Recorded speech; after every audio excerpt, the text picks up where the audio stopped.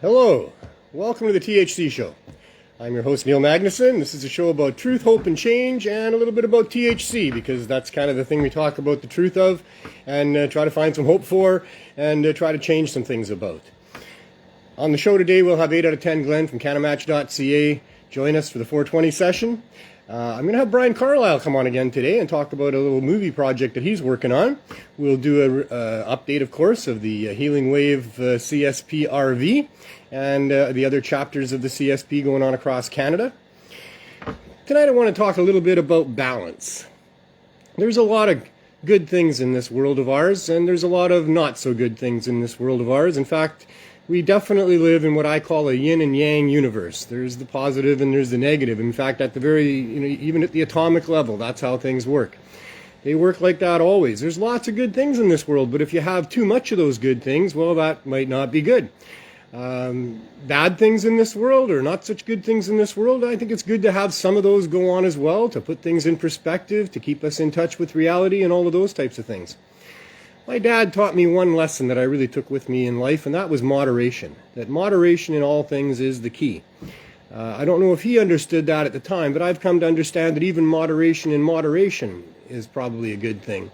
That every once in a while it's good to have too much of a good thing just to know what that's all about, and every once in a while it's good to experience a little more than you would like of the not so good things, to put that in perspective as well. But really it's all about balance. It's about making sure that you've got what you need in life for the times that you need it, and that you don't have too much, because that can be a problem as well. In any case, that's my message for the start of the year, is try to have some moderation in your life, try to keep some balance in your life, and that's the best way to live, in my opinion. That is the trick of life, is to keep the balance in so many different areas of your life.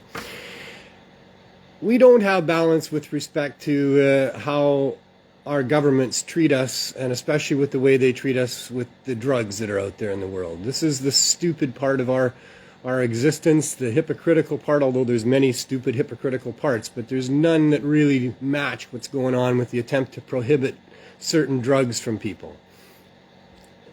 Drugs are neither good nor bad. It's about the relationship that you have with drugs, whether or not you're having a good relationship, whether or not the drug is working for you, whether the dose is right or wrong, all those sorts of things.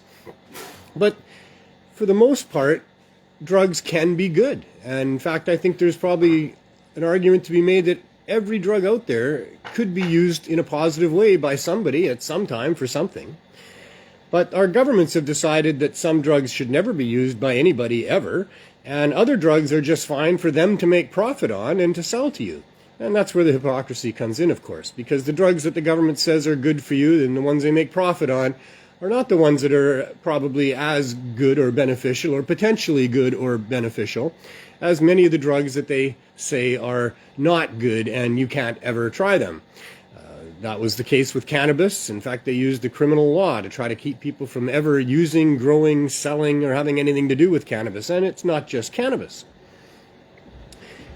The truth is that, as things have gone on here over the last few decades, it's really come out that cannabis is a medicine for many different things. In fact, they discovered the endocannabinoid system in the late 80s, which really did open the door to understanding that not only is cannabis a medicine, but it is kind of the medicine for human beings with respect to all the different things that it can help us with, because it supplements our own, what they had to name the endocannabinoid system, the interior kind of endogenous, the one that your own body creates, whether or not you're using any supplementation of cannabis or not. You have an endocannabinoid system. Everybody does. Cannabinoids are chemicals that are found on the cannabis plant primarily, but on numerous other plants, including hops and peppers, and lots of other plants have cannabinoids. And the cannabinoids are exact mimics of the chemical compositions that our bodies create that interact with our cells to relieve inflation or relieve pain or provide numerous different ways of addressing trauma and issues that the body has. And it's not just the human body, it's all the vertebrates and some non-vertebrates that have an endocannabinoid system. Cannabinoids have obviously been around just about as long as complex cellular life has been around on this planet, and it's been interacting with that complex cellular life to the point where we have evolved a system using those cannabinoids that provide medical benefits and relief for all kinds of different things. But our governments don't see it that way, and that's because the governments aren't trying to see it that way. Governments were set up to appease people who didn't like tyrants and dictators, kings, queens, pharaohs, and those types of ilk telling us what to do and not do all the time. It's just not right, and people don't like it. That type of lack of freedom results in people going to all sorts of great lengths to try to get some freedom. And that's certainly the case with drug prohibition. There's been a lot of people who have been very unhappy with the choices the government gives us and the ones that they don't allow us. And in fact, with respect to cannabis, it's been so well understood by so long by people within what we call the cannabis community that there's been one heck of a movement to try to overturn these government positions on these things.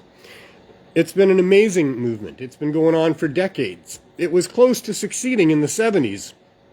But got derailed by the fear that, oh my God, what about the children and the soccer moms who were so afraid that their young people were going to start in on cannabis.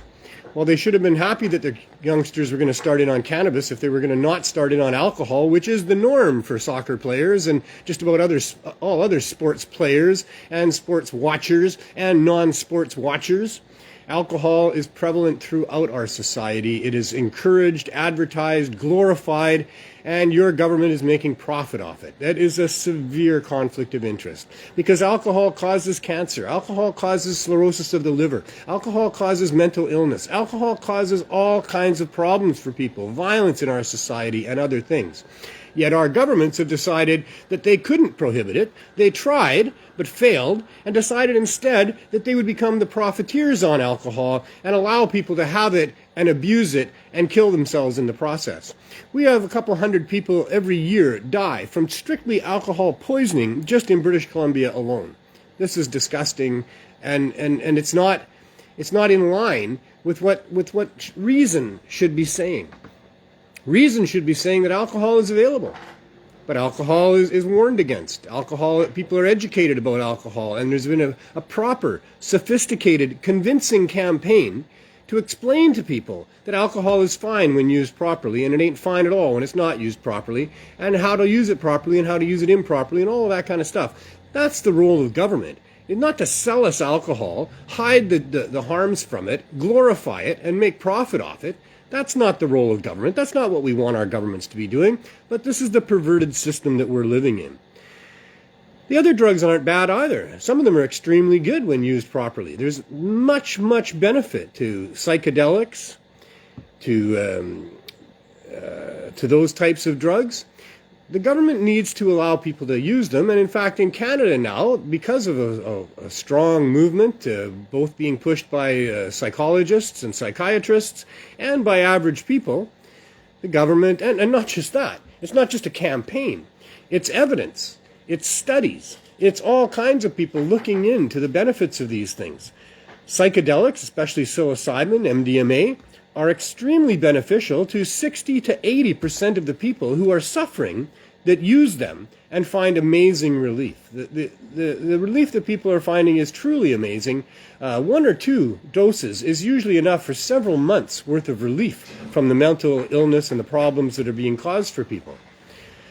So, thankfully now, the Canadian government has caved in and decided that people that are suffering from mental illness are able to use these things, but just hang on a sec. It's not just everybody who's suffering mental illness. If you're depressed, if you're suffering PTSD, if you got other issues that are serious and debilitating, you're still not allowed to try the psychedelics. You're still not allowed to try MDMA. The only way doctors, who are now been given the keys as gatekeepers, are going to be able to allow people to have psychedelics is if the doctor decides that you have a life-threatening mental condition and all other types of therapies and medications have failed. So as a last resort, the doctors are now going to be able to allow their patients to try psychedelics.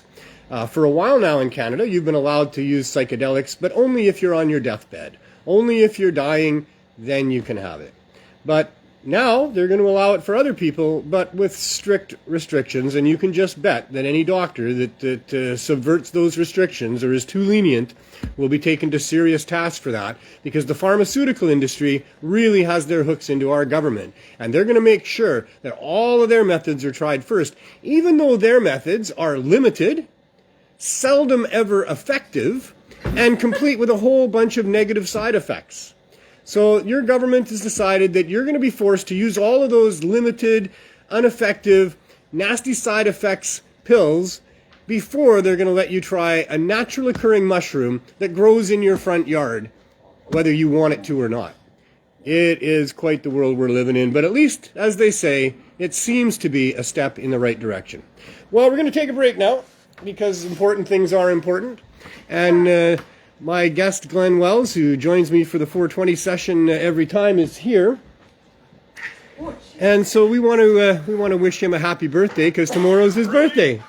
Early. We're coming in early. You're coming in early, Glen. Oh my God. You guys surprised me. Thank you very much. So there you go. Hey, whoa. Trying to run away. But Hey, this nut needs a nut. Yeah, show that. Happy birthday, Glen, with 2 N's. well, it kind of looks like Nice. That's good. Let that slide. It's all good. It's all good. Doesn't say Glen. And you want the nuts too? Yeah. Nuts I got nuts for a nut. Come on. Glen's a nut. We all need a nut. Yeah. Sometimes he feels like a nut. Sometimes he is a nut. Yeah, a day early. I'm a day early. day early. Tomorrow's actually my birthday, yes. So here we go. And I'll be the we gotta Heinz open it. 57 guy. Thank you, everybody. Well, a birthday apparently only comes once a year. It does, and I know when yours is. Oh no. Yeah, it's the same as Isabel's. I'm not having any more. It's the same as Isabel's. That's right too, eh? It is, decided isn't he's it? old enough. Oh, thank you very much. There you go. You gotta eat them all right now? Yeah, no. Okay, the cake's still here. You haven't eaten that yet either? Nope. Oh man, what's No. taking you so I'll long? wait for somebody to sing. All right. You guys ready? Yeah, all right. Happy birthday to you. Happy birthday to you. Happy birthday, dear Glen. Happy birthday to you. And many more. Thank you. Oh no, there's not going to be any more. No more. That was a good song. All right. We will do the Okay. cut. Here. I'm going to cut the nuts? Yeah, I'm going to. I'll cut the nuts, you cut the cake. Yeah, all right. I'll cut the cake. I must be a nut. Thank you very much, everybody. Oh, no candle, eh? Yeah, we got the wish. All right. We didn't know how old you were. Wish. You forgot how old I was. Old school. Are you going to tell us how old you are? 57. 57. I was born in 57. 57. Oh, there we go. So it should be a good year to go across Canada in an RV then. We might do that. Yeah, 2 people that one that have 57 in their lives. I was gonna say that. One who is 57, one who's born in 57. Yeah, It'll be the yeah. 57 tour. All right, we'll do that. Oh man, that's a pretty good looking cake. So that It cake is. is from Doug and Michelle. Oh, it is? It Oh, is. thank you guys. Oh, you guys are awesome. There you go. Eh? Oh, I didn't know that. They made this? No, they made it happen though. Oh, they made it happen. Wow. They made it happen? Thank you. Yeah, you can give them that too. Oh, thank you. Okay, there you go. Love you guys. Now we love you too. Oh, thank you very much. Love you guys. Thank you, Dan. Hug. Happy birthday. All right, get back to work, you guys. Yeah, get back to work. Andrew, thank you very much. No problem. You're welcome. Oh, we need plates. You guys want to take a piece of cake with you? Yeah, come on. Come take a piece of cake for George. George couldn't come and wish Glen happy birthday because somebody had to stay and look after Yeah. the RV. So he volunteered, and we'll make sure he gets a corner piece or something. Yeah, sure. There's pieces here. I'll look after this. Yeah, you do that. I'll look look after up the card. Oh, that's So good. they say they have drug prohibition because, drugs are dangerous and people could die. But the truth of the matter is, after all these years of prohibition, what we understand is that drugs are used way more improperly when prohibited, and prohibition kills way more people than the drugs themselves would. So that's what I wanted to say. That was kind of the end of my little rant there. People are requesting me I do my good morning thing. It's not morning, so you can't do good morning. No, we'll do You good can do afternoon. good afternoon, All right. maybe. All right, so Tuesday. I want to hear Glen's Tuesday. good afternoon, everybody. There you go. All right, fantastic. Just smoke some bubba. I need a piece of that cake. You should have took a piece before you sent it. Missing piece. Thank you, Michelle. Thank you, Doug. You guys are great, man. Oh, wow. On your birthday, and always wishing you everything that makes you the happiest. Look at that. Happy birthday. Thanks for sharing your weed. Joe nice, Pepper, very nice. No, she said your love for weed. Oh, your love? Oh. No. Oh, your Or your joy, love, yeah, for weed, right? Oh, your joy. Oh, I caught it. Oh, he caught it. Got it. He caught it. Thank you, Joe Pepper. Thank you. Happy birthday, Glen. I don't know who that is. SS. Who's this one? It's just he's smoking. Oh, okay, he's just smoking. I thought it was like, oh yeah, SS. Hope you have an awesome Yeah, we day. brought an Aussie for you. Filled with Take that one to weed George and because I told him we could laughter. have a Thank corner you. piece. Oh, Jen and the This one's- kittens. George, for he's you. too high to sign. Too glad. Have a wonderful, happy day from Andrew. Yeah. Yes, happy birthday, Glenn. It's been a fun ride. Looking forward to. Thank you. And that's Neil, right? Yeah. Yeah. Thank you, my friends. Thank you, everybody. Happy birthday, Yeah, Glenn. tomorrow's the day. Yeah. There you go, sir. Thank you. And I thought I would only have a little bit of cake last week. Hey. Wow. All Thanks right, to Doug and guys, Michelle. Thank you very much. Yeah, thank you, Doug and Michelle. Yeah, thanks guys to Doug are and awesome. Michelle. They even got a pot leaf put on there, and Safeway made this cake. Oh wow! Eh? So yeah, I was pretty thrilled. I go there to pick it up, and Wow. there's a pot leaf on it. And it's beautiful green. Oh, beautiful! And, I love it. It's really good cake too. Fantastic. It's very light. Nice. Should we be eating live? So, yeah, I mean, I still got a few more minutes before we start the 420 Okay, session. we'll do that. And I want to talk a little bit about just how out of balance we are here in BC. I wore my I Love BC shirt, and you know that means love.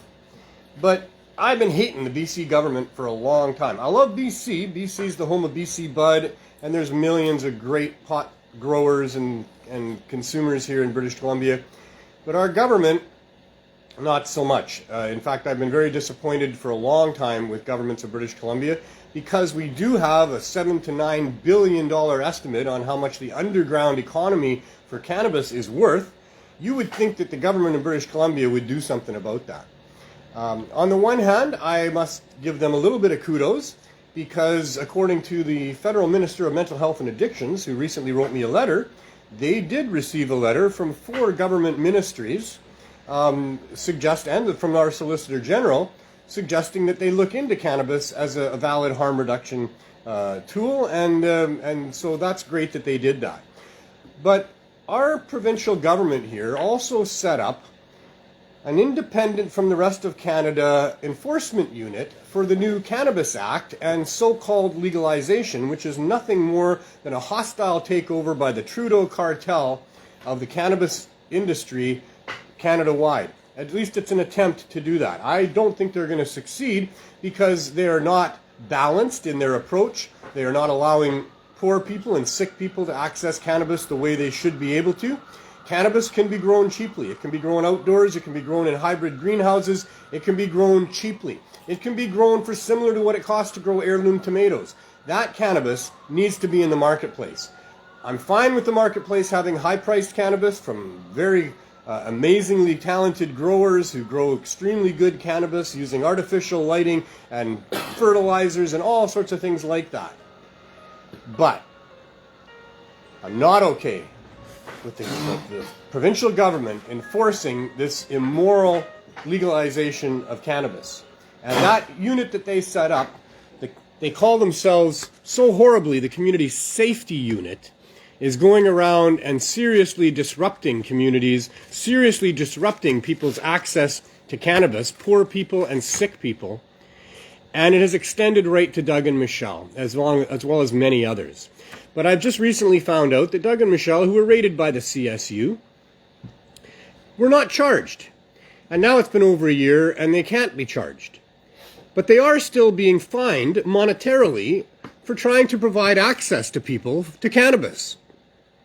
Doug is a passionate cannabis edible creator who cares because he used to be addicted to opioids, got clean with cannabis, and wants to give back.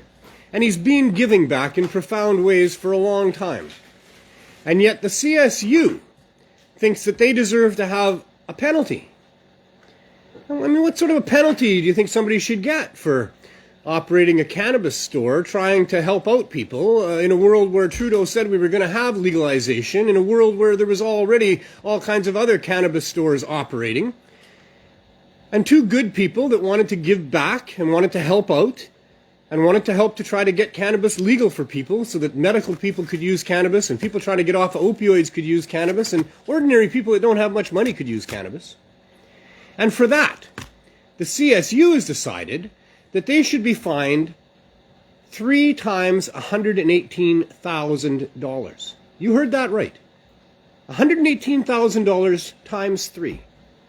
$118,000 for Doug, $118,000 for Michelle, and $118,000 for the store.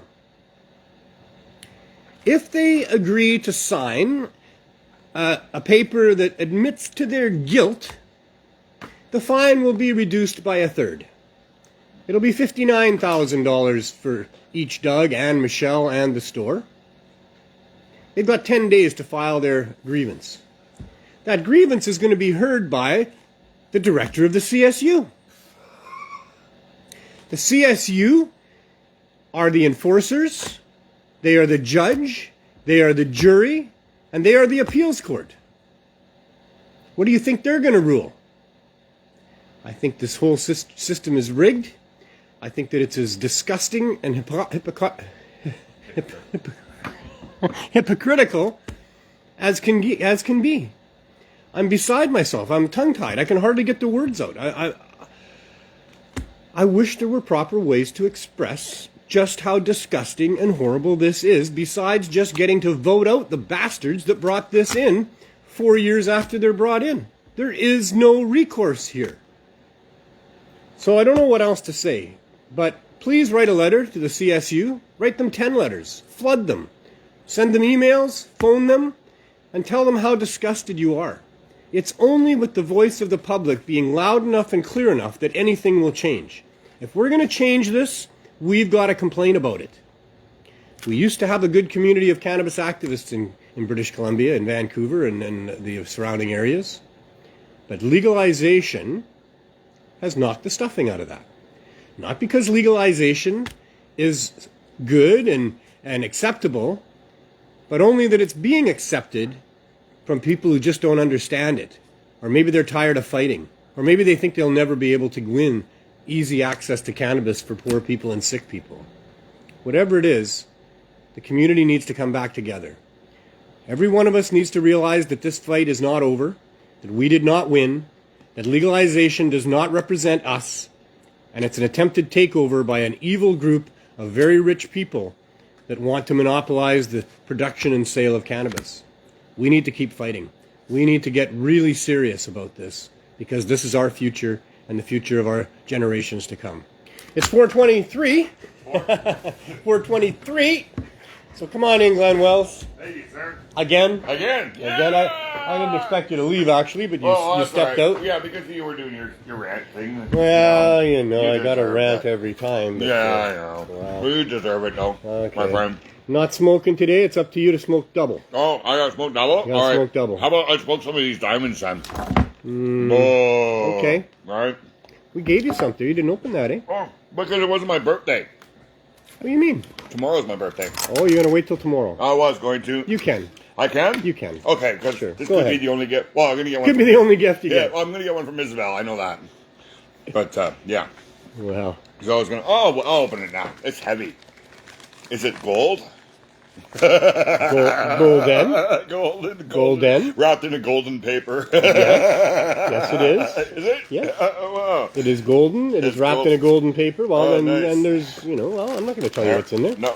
Oh, nice. Thank you. Maybe we'll smoke some of this. That's what I thought you meant. What do we got here? That's some crumble. Lemon haze. Lemon haze crumble. Nice. This is out of my personal stash, Glenn. This is your personal stash? This is out of my personal stash. Blue number 3. This was at some concentrate competition that I was involved in. I was the MC of many of the cannabis concentrates competitions that happened So this is in like the lead up to the fermented? Oh, I don't know. It's been around for a while? Yeah, that's true. Yes, it's been around for a little while. Oh, nice. Cannabis concentrates don't go bad. No. No. No. They maintain their shelf life probably forever. They do. When Glen is entombed and they dig him up 3,000 years from now and they exhume the mummy, they will definitely find some concentrates on your person, I'm sure. And they'll still be viable and somebody's going to smoke you. This is easy to break. I don't know. There you go. Yep. Drop that in there. I really appreciate people giving me cannabis extracts and concentrates so I can give them to other people. Oh, the regifting. Regifting. Oh, right. Oh, thank you. There you go. And what's the blue number 3? I don't know. You don't know? I don't Okay. know. Oh, I see. It's a mystery to me. It's and a to mystery to me. You, well, you know what I know there's something in there, though. I can it's feel it. probably a... It's a sample from a competition. It's a butter. It's a butter, probably. Like, Maybe. Yeah, it's just... I was going to let you open it. I thought of opening it beforehand so I could see what I was going to give All right, you. well, we could I do that. decided not to. We will do that. I thought I'll let you do it. Puff, puff. Oh. Michelle says it's been 2 years since the raid. 2 years now. 2 years now, yeah. So disgusting. Oh. Well, that's got a nice taste. It's why I don't feel good most of the time. When I start to get in touch with my feelings about these things, I can feel it. I can feel it right where my head hurts when I get a headache. Michelle's going through the same thing. And, I try to live a balanced life. I try to live with enough good things going on to be able to counter the bad things. Yeah. But the bad things are there. This neighborhood, seeing the people in this neighborhood. I think I mentioned on a previous show about a father that was out there for Christmas, and he managed to find his 30-year-old son that he said came down here saying he was trying to help people, but he came down here to find drugs. Oh, wow. And now he's one of the poor souls who walks around all hunched over, smoking heroin off the tinfoil. Oh, wow. And not being able to make any sense. And it's very, very so sad. Yeah, it is very sad. I have a son myself, and I can really relate to that guy. I spent yesterday with my son, as I always do on Mondays. And your mom? And I had my mom. Yep. But I had to spend some time thinking about my son and how happy I am that I'm not that father. Yeah. And Michelle says it can affect your mental health too, and stress. Terribly. Physical and mental health, yeah. Terribly. This has been a long road for me.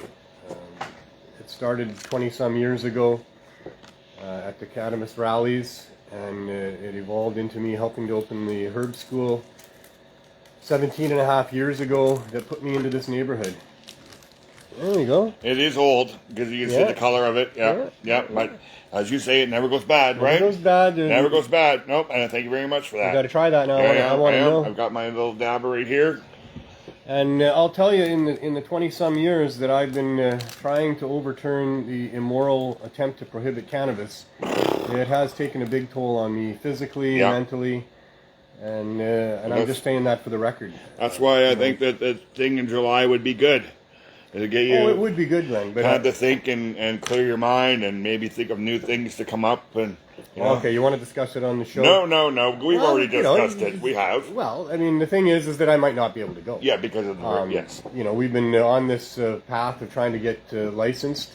Yeah. For what we're doing here on the downtown east side. It's been 16 and a half plus months now, going on to 17 months. Next week it'll be 17 months. Wow. Since we applied. We started doing the project 5 years ago. We started lobbying for government support early into that project. We did get the support of the City Council in Vancouver. In June of 2019, they passed a resolution to support low barrier access to cannabis because of the project that we had been running out of Vandu. So we did get municipal support. Yep. Provincial support, not so much. But, as I mentioned right off the top, apparently 4 of our provincial ministries got together and wrote a letter on our behalf to the federal government asking them to look into the value of what we're doing here. So that's good. I like that a lot. But it has been a very challenging length of time. Yes. For what we've been doing here. I never ever would have guessed 5 years ago that we would still be running the program 5 years later without government support. Yeah.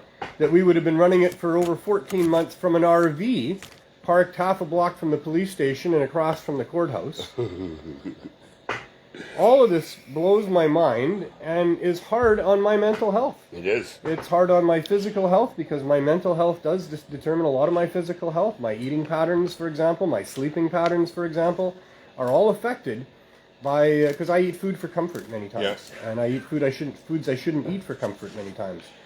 But when I'm frustrated and upset and angry about things, I don't let it show on the outside. I try not to let it fester on the inside, but it's there.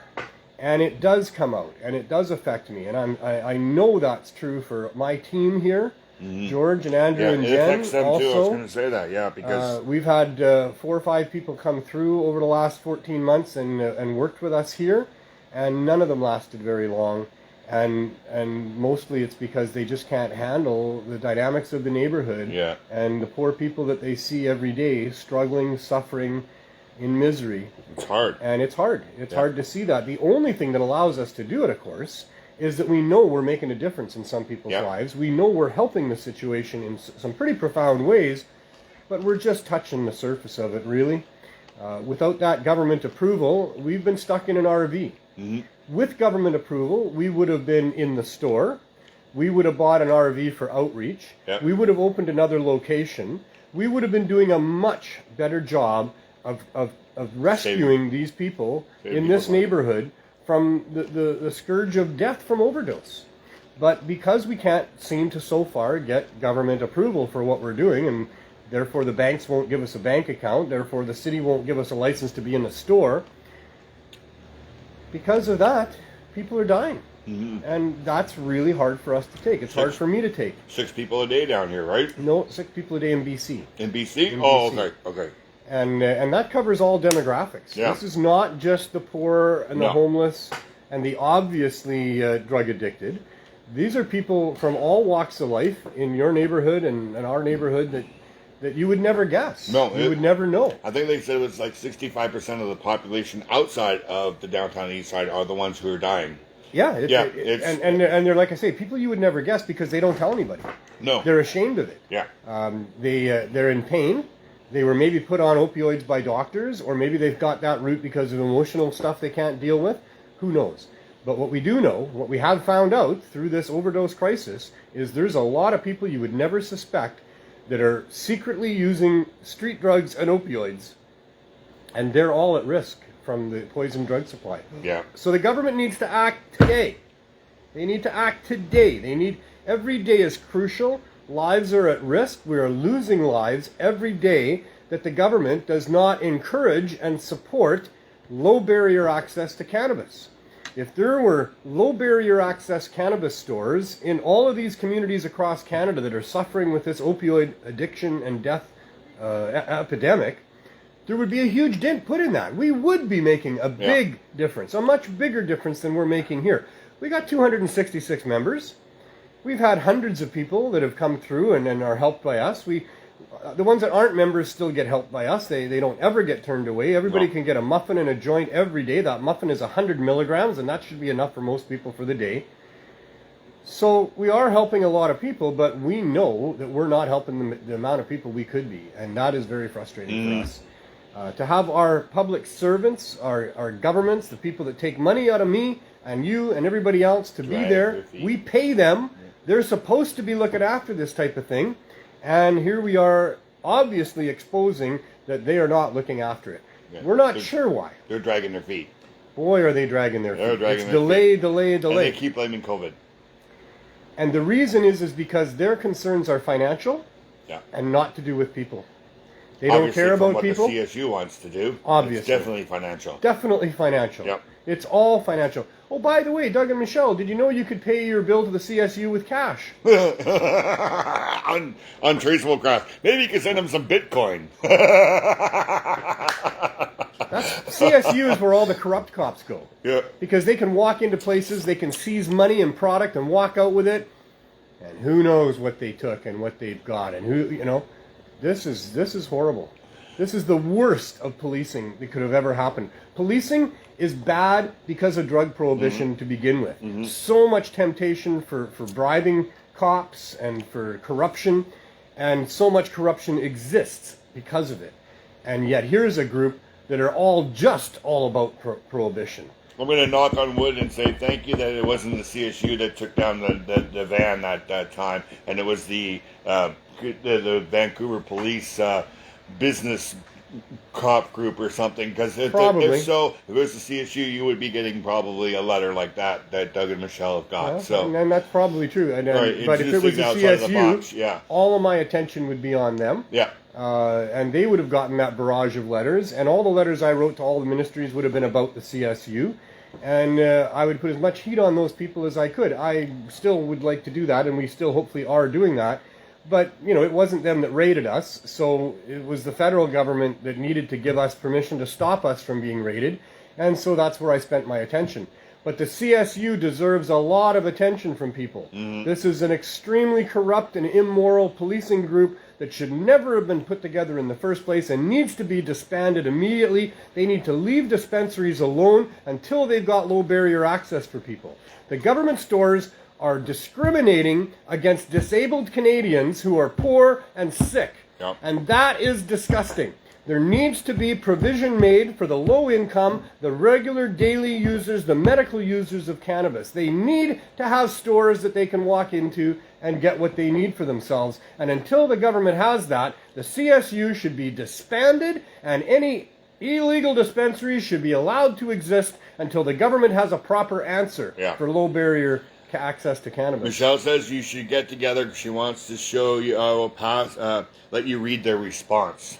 Sure. Yeah, I'd love to do that. I'd like to have you She guys says on you the will show. laugh. It'll make you laugh. Oh, I don't know. But I think everybody should do what Doug and Michelle are doing and taking the CSU to court. Absolutely. Right? They haven't even responded to that either, apparently, so they've been telling us. But they turned around and took the CSU to court. So I think everybody else should do that. If you've been charged by the CSU and don't want to pay this fine, take them to court like Doug and Michelle do. The more you guys do it, then it becomes maybe a class action thing or something, right? I don't know what class action would have to be, but if you guys... I think that because of the letter we got from the Federal Minister of Mental Health and Addictions, referring to the letters from BC, the letter that I wrote back in response, I think we've got traction, and I think that they will provide us with that ministerial exemption, and I'd be surprised if it takes more than 2 weeks to do that. Yeah. That's just my opinion. This is done by July, and then you would be able to come on the road, right? And that is what we were talking about, is whether or not I can go. Get back to it, I really don't want to leave here until we've got that permission. Yes.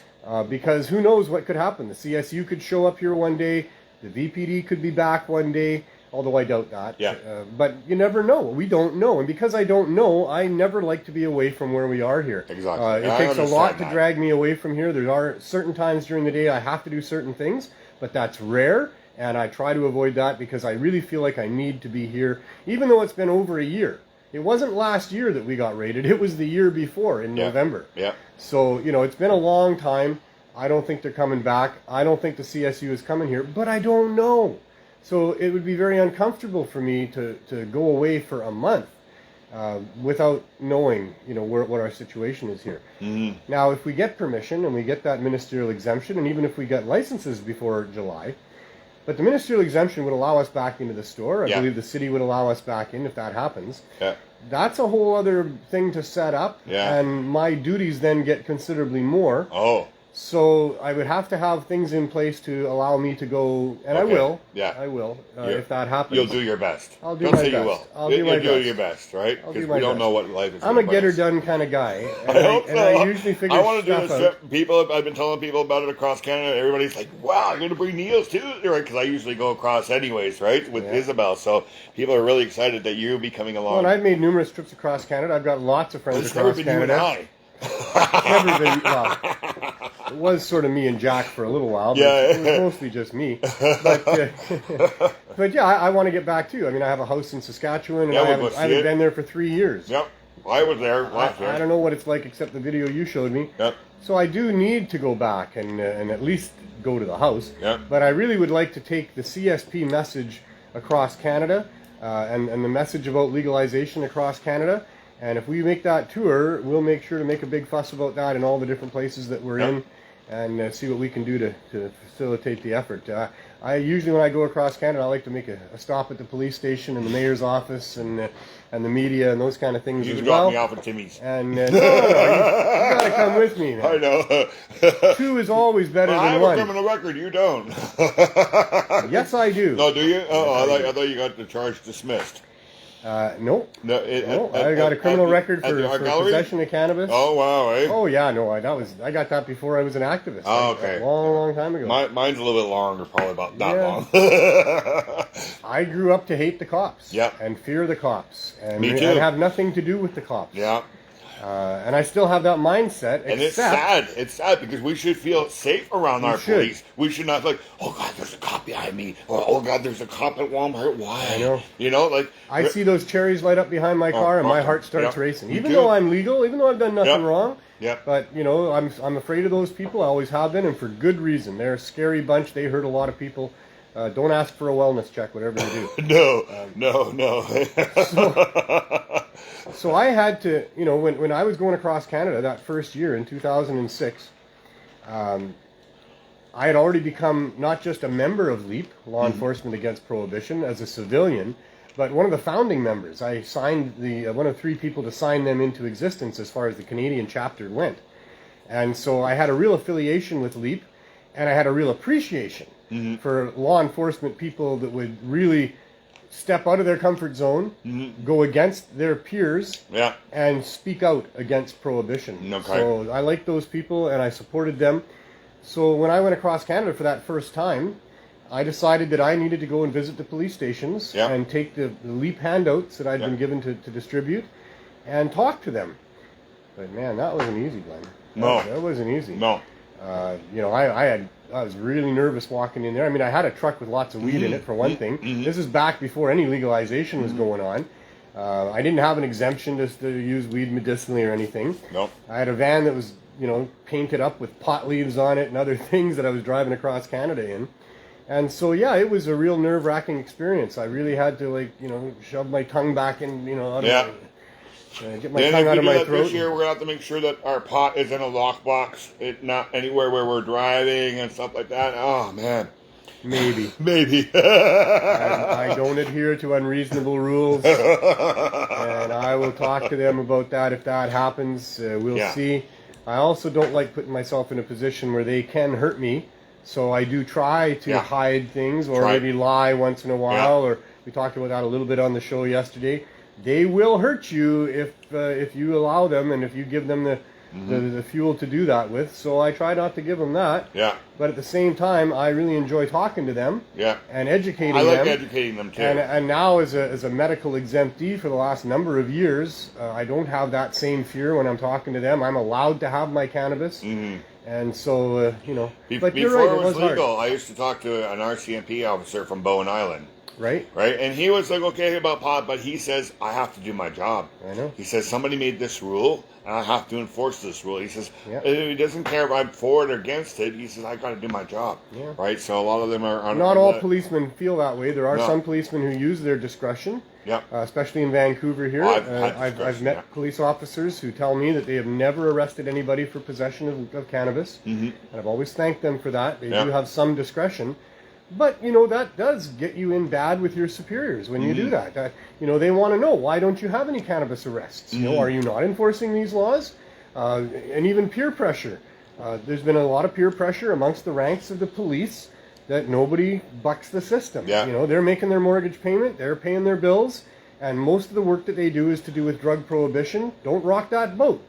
That's highly unethical and immoral. But it's the world we live in. How much does it take to buy a person? Well, what's an RCMP guy's salary? Yeah. You know? Yeah. What is the salary of a judge? That's how much it takes to buy somebody. Because these people are bought. And like you say, he didn't want to bust people for weed, but it's his job. Yeah. I've met lots of cops that have told me that. I met that cop in Edmonton. Yeah. After processing me out of the Edmonton jail, said to me, I've been smoking weed all my life, Neil.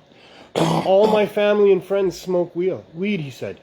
I wish you all the best in your endeavors. This is from a cop telling me that. Oh, yeah. I had a Peel Regional I used to smoke with and an OPP when I lived in Mississauga and Toronto. So, yeah, their rule was work is work, home is home. And once I've left work, I'm not doing my job anymore, and I don't have to worry about it anymore. So, yeah, but if you're a cop... But and you're off duty, and you see somebody being assaulted or robbed, then you're going to what are you going to do? You're going to do something about it, because but that's a fucking crime. Yeah. And it's your duty to do something about a crime, whether you're a cop or not, whether you're on duty or not. So if cannabis was such a crime, you know, we'd have a bunch of off-duty cops arresting their family and friends. Yeah, really. I know, eh? Yeah. No, it's disgusting, Glenn. I get so tired of it. And I was going to ask you, did you happen to notice that on this side of the mountains that there was less cops that were charging people, and then once you got to the east side, there was probably more cops charging people? I don't have those statistics. I don't know. I think but that probably that's true. I'm on a limb, because the altitude is so much different. The west of the mountains. Like on this side, we're more okay with it. You mean the cops or the people? The cops and people. Even the people, the attitudes, which influences the cops too, right? Because they're the public, right? Alberta's got some pretty tough people and some tough cops with respect to cannabis. That they don't like it there. But that's not all of Albertans. No, but there's some really good Albertans. Even the Calgary Cannabis Club, great people there. Yeah, they've got great members there.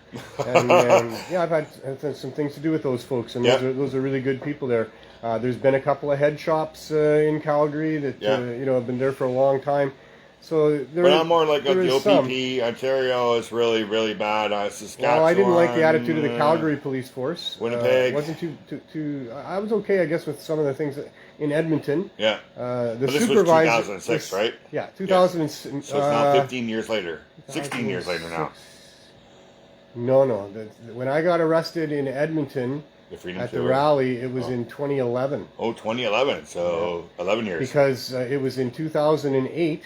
That I got arrested and charged with possession in Alberta. Mm-hmm. And I didn't show up for those court dates because I didn't think they were there. I actually had a lawyer go there on my behalf who said I wasn't on the list. Oh. And and he couldn't find out anything about it. Wow. So at that point I thought, well, that cop just threw those things away. I talked to him till 3 a.m. that night, and I think he probably got it and threw it out. That's what I thought. But when I started going back across Canada again in 2011, I had RCMP in Grand Forks tell me that there was warrants out for me in Alberta, a bunch of them. Oh, no. And I'm like, well, no. I said, I've never lived in Alberta. That can't be true, Yeah. But sure enough, it was. And so when I put on a rally in a park, a protest rally in a park in Edmonton, when I was finished the protest rally, the cops were waiting for me at my vehicle. They apologized. They put the handcuffs on so light I could have just pulled them right off. Yeah. The one cop said that his brother, an ex-cop, was a LEAP member. Oh, wow. They were aware of me and my tours across Canada because I did 3 of them before that, 2006, 7, and 8. It was in 2011 that happened. Wonder why you never picked me up hitchhiking. I was out there in 2006, 7, and 8. I probably would have if I'd have seen you. Yeah. In this world, balance is important, but timing is everything. Yeah, and I wasn't, when I was hitchhiking, and I'd been there for a long time, I wasn't afraid to go like this as they were passing by, let them know I got weed too. Yeah, that's a good strategy. It was. Have a great big conger out your mouth there, Strategies for getting right. Eagle Claw says he remembers you in Ottawa and they took you down. Well, yeah, and I stayed with Eagle Claw in Ottawa. Thank you very much. That was awesome of him to do that. And, what happened in Ottawa there? Oh, man. Oh, Eagle Claw might be able to tell you. He's got a good memory. Well, what happened was I was going to... shake Trudeau's hand or something? Well, yeah, I was there to do my regular thing. And I'd done it 3 years before, in the 2006, 7, and 8. But when I was there in 2011 at the Remembrance Day thing, a Legion guy came and opened up my shirt, wanted to see what was on my shirt, and I had some cannabis shirt on. Yeah. And then the cops came and told me that I wasn't welcome there, and I had to leave. Oh. And in Ottawa. On Remembrance Day. They kicked me out of the Remembrance Day services that year. Wow. And somehow, when I left that area, I did not have my cell phone. Oh. Which I had clipped onto my belt always. So somebody had... So maybe one of the cops or somebody grabbed my phone. I don't really know. Never got it back. Wow. But that happened in Ottawa. So. Wow, eh? Yeah. He's got a good memory. Eagle Claw's a good man. Maybe we'll get to see him again this year. Well, no, he's here. He's not. Oh, he's here now? Oh, okay. I see him, fairly regularly. Okay. Yep, he's a good guy. He's around. Yeah. So what else should we talk about, Glenn? I got Brian coming on shortly. Yeah, Brian's not here yet. I guess I covered most of this stuff. The CSP. Oh, yes. I want to give a big shout out to those other groups across Canada that are helping people get access to cannabis on behalf of the CSP and just independently. But for those in behalf of the CSP, in Victoria, they took our project there about 6 months after we started it here. One of the board members at VANDU, the Vancouver Area Network of Drug Users, took the idea that we were doing over here to Victoria, and a group called Solid over there that is advocates for people that are oppressed by the drug war. Yeah. They started it there, and it's still going over there. Good. They still provide cannabis to people on a daily basis that they come there.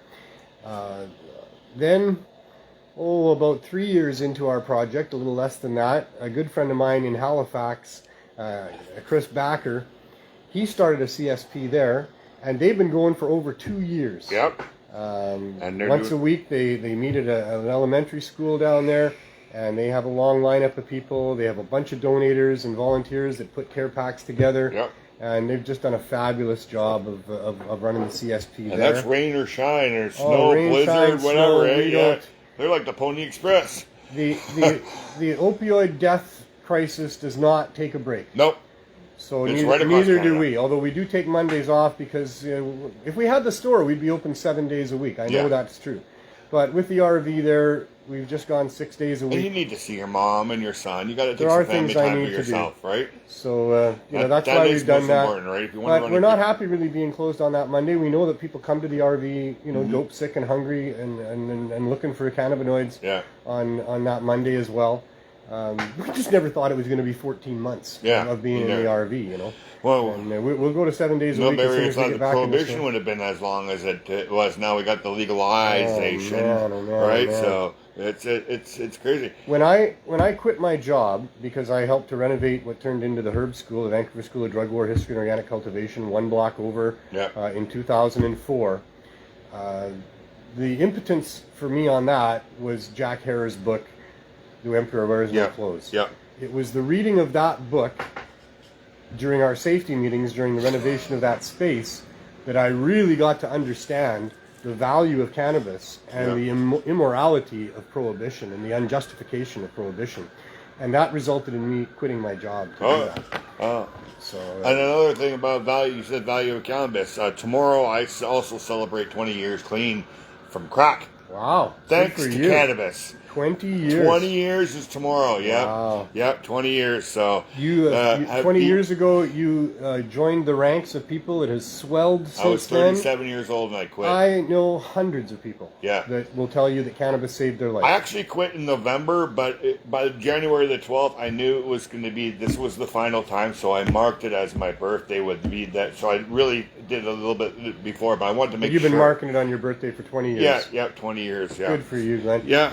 If you are similar, if you manage to get yourself off of some other drug, alcohol, whatever it is, thanks to cannabis, or if you're one of the people that thinks that cannabis saved your life, please tell our government about that. Please tell your doctor, and Yeah. most important, tell the government, tell the federal government, especially the new Federal Ministry of Mental Health and Addictions, but the Health Ministry would be fine as well, or Health Canada would be fine as well. They need to know this. Yeah. They need to know. Maybe they don't understand what we understand here. Maybe they don't think it's real. Maybe they haven't heard from all the people that'll tell you cannabis saved their life. If you're one of those people, you owe it to yourself to write that letter, to send that email, make that phone call, and tell them that, cannabis saved my life. I want to have a store that I can walk into those government- and buy high-dose edibles and good, inexpensive cannabis. And those government people are only hearing other government people say, no, don't do this. When you share your story, that's kind of like balancing. And now they get to hear the real stories, not just some politician saying, no, you don't want to do this because of this and this and this or whatever. Right? I don't know what the other people are telling them. No. I can only imagine. But I imagine they're telling them, don't do that. Yeah. That's going to hurt us financially. That's going to hurt us when it comes to getting votes. Those types of things.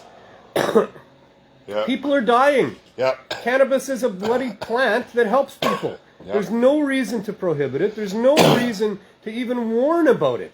I had somebody on a thread the other day telling me, oh, well, cannabis needs to be warned. This is on that, there was a post put up about how alcohol is one of the leading causes of preventable cancer in our environment. Mm-hmm. And there should be warning labels on the bottles about that. Well, somebody wrote there and said, okay, sure, but it should be on cannabis too. Yeah. No, there is no justification for putting any type of a warning on cannabis flowers. Okay. Cannabis concentrates, Yes. there is justification for a warning on edibles Yes. about the possibility of eating too much. And children. And on concentrates, there is a good reason to put a warning on there Yeah. that you could green out from that, Yeah. especially if you're a novice user. There is a good reason to put on both of those things. You Yeah. should not drive or operate heavy equipment. These are valid warnings for cannabinoids, but not for cannabis flower. No. There is nothing in this jar that you need to be warned about. You can smoke all that you can smoke, and it's not going to hurt you. No. You might pass out eventually if you smoke too much, but unless you fall on your face, which ain't going to happen. Because by the time you smoke several joints, you're sitting down. Okay, You're so what sitting about down putting for the next several joints. What about putting a warning label in there for kids? Because kids No. know the skull and crossbones. Stay No. away from this stuff. There's no reason No? to warn kids against this either. There's Really? no reason to put an age limit on it Okay. either. Oh, yeah, okay. Other than the fact Yeah. that anything like that really should be in the realm of families.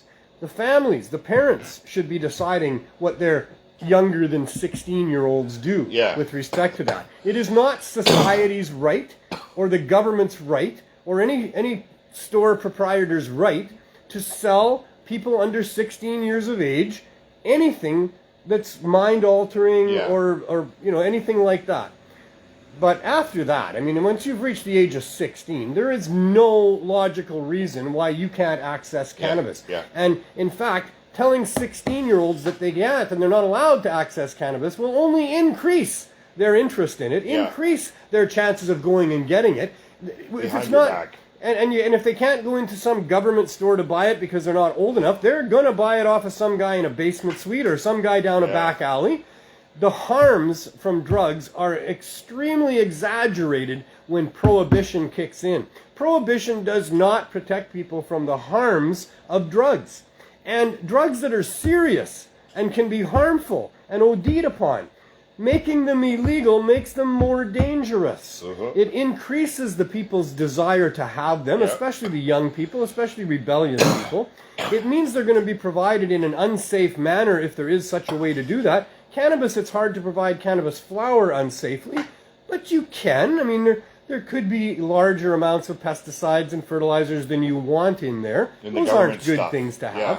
Well, in any stuff, on the black market or Really, the eh? government stuff. There could be those There things. could be, yeah. But I don't think. But there that- wouldn't be in any store where you could sell it. Any store proprietor would make sure that his products is tested, Yeah. and anything that's burning black and sparking when you light it and stuff like that, nobody's Yeah. going to buy that Yeah. stuff in the first Nobody's place, gonna and smoke nobody's it going to either. sell that No. stuff. Unless you're naive and don't know. Yeah, and the proprietor wouldn't be naive. The proprietor would yes. watch out for that because Yes. they'd be educated by their customers who do know Yeah. that this isn't good. Yeah. I'm not buying that again. No. You smoke this and tell me what you think. Yeah. You know, a Yeah. proprietor of cannabis goods would be able to gauge and tell whether or not things were flushed properly, Yeah. and that's the only thing that would be there. There needs to be no warning on any label or any packaging.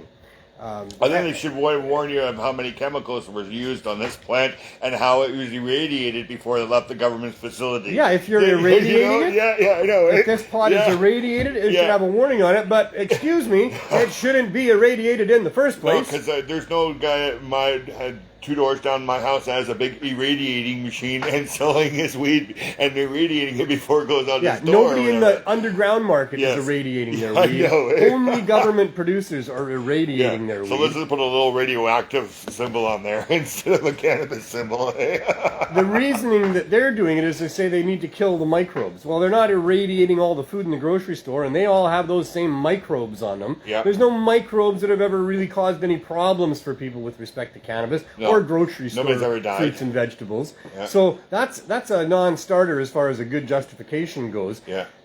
And when you irradiate, yeah, you probably do kill microbes that are on there, but you also kill terpenes and you also kill resin glands. And if you look at some cannabis under a microscope after it's been irradiated, it looks like a wasted battlefield of shriveled up and no good stuff. Yeah.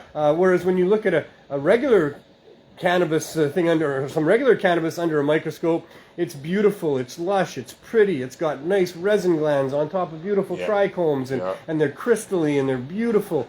Don't irradiate weed. No, we don't need to. But they want to cover their ass and not be sued in case somebody got sick or died, and then the Well, government gets that's sued because what they say. yeah, But, you know, we didn't have to do with that before. good reason to be suspicious of these bastards No, who've the been lying to stores- us for all these years. Yeah. We have good reason to think that they just want to discredit cannabis. That they don't want cannabis to be medical. They don't Yeah. want people to be Because getting they said it helped wasn't. by it. Yeah. Because they won't admit, even to this day, that it's got medical value, even though there's hundreds of thousands of people in Canada that have doctors on board with them, Yeah. and there are some doctors that are dedicated to just getting cannabis to people. Yeah, my doctors now are prescribing cannabis because their patients are coming back saying they don't like the side effects of the pills.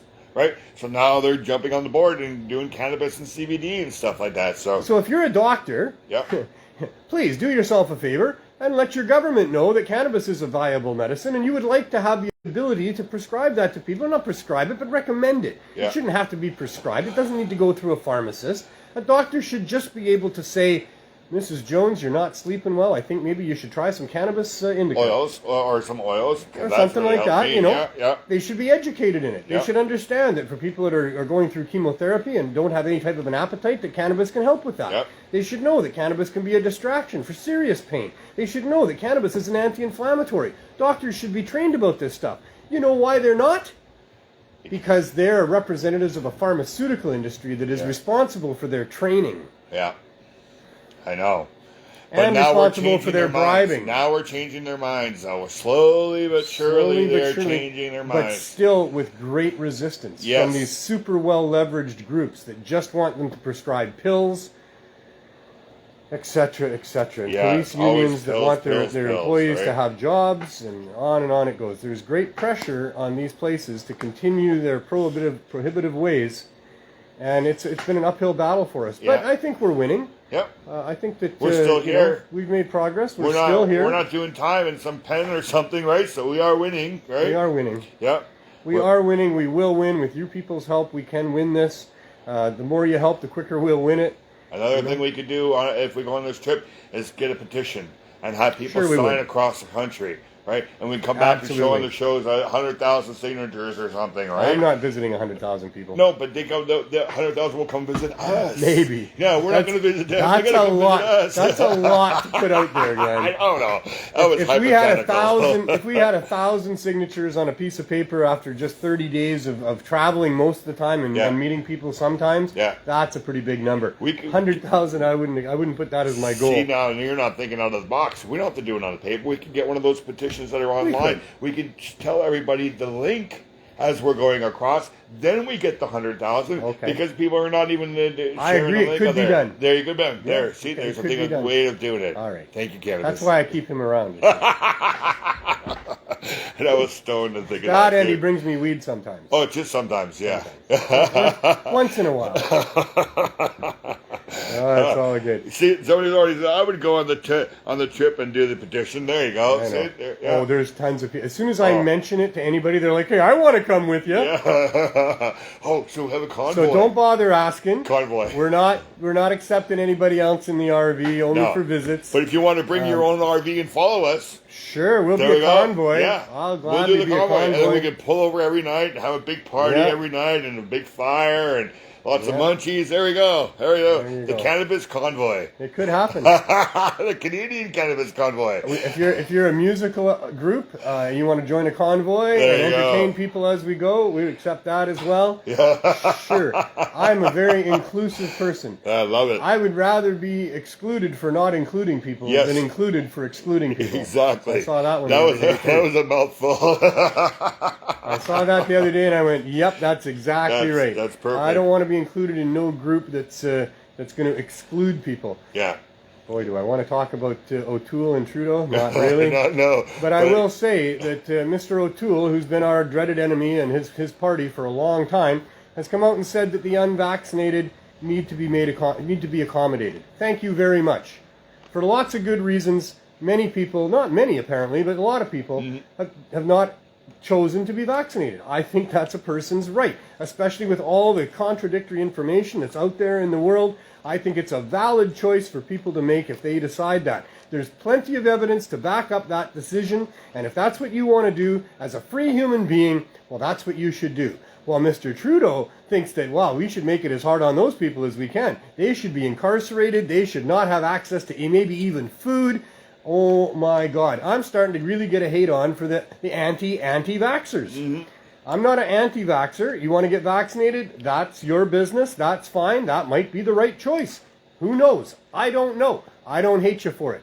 But I'm starting to really dislike the people that are hating on the people that have decided not to get vaccinated. They are not continuing this epidemic. The people that are not vaccinated are not the ones that are spreading it around. If they're spreading it around, then they've got it. Then they're maybe going to hospital, or maybe they're just getting over it, and then they're immune because they're not vaccinated, but they've built a natural immunity to it, but they get no credit for that whatsoever. Yeah. In my case, in the case of our team here, almost all of the CSP people are not vaccinated. Not all of them are unvaccinated, but most of them are.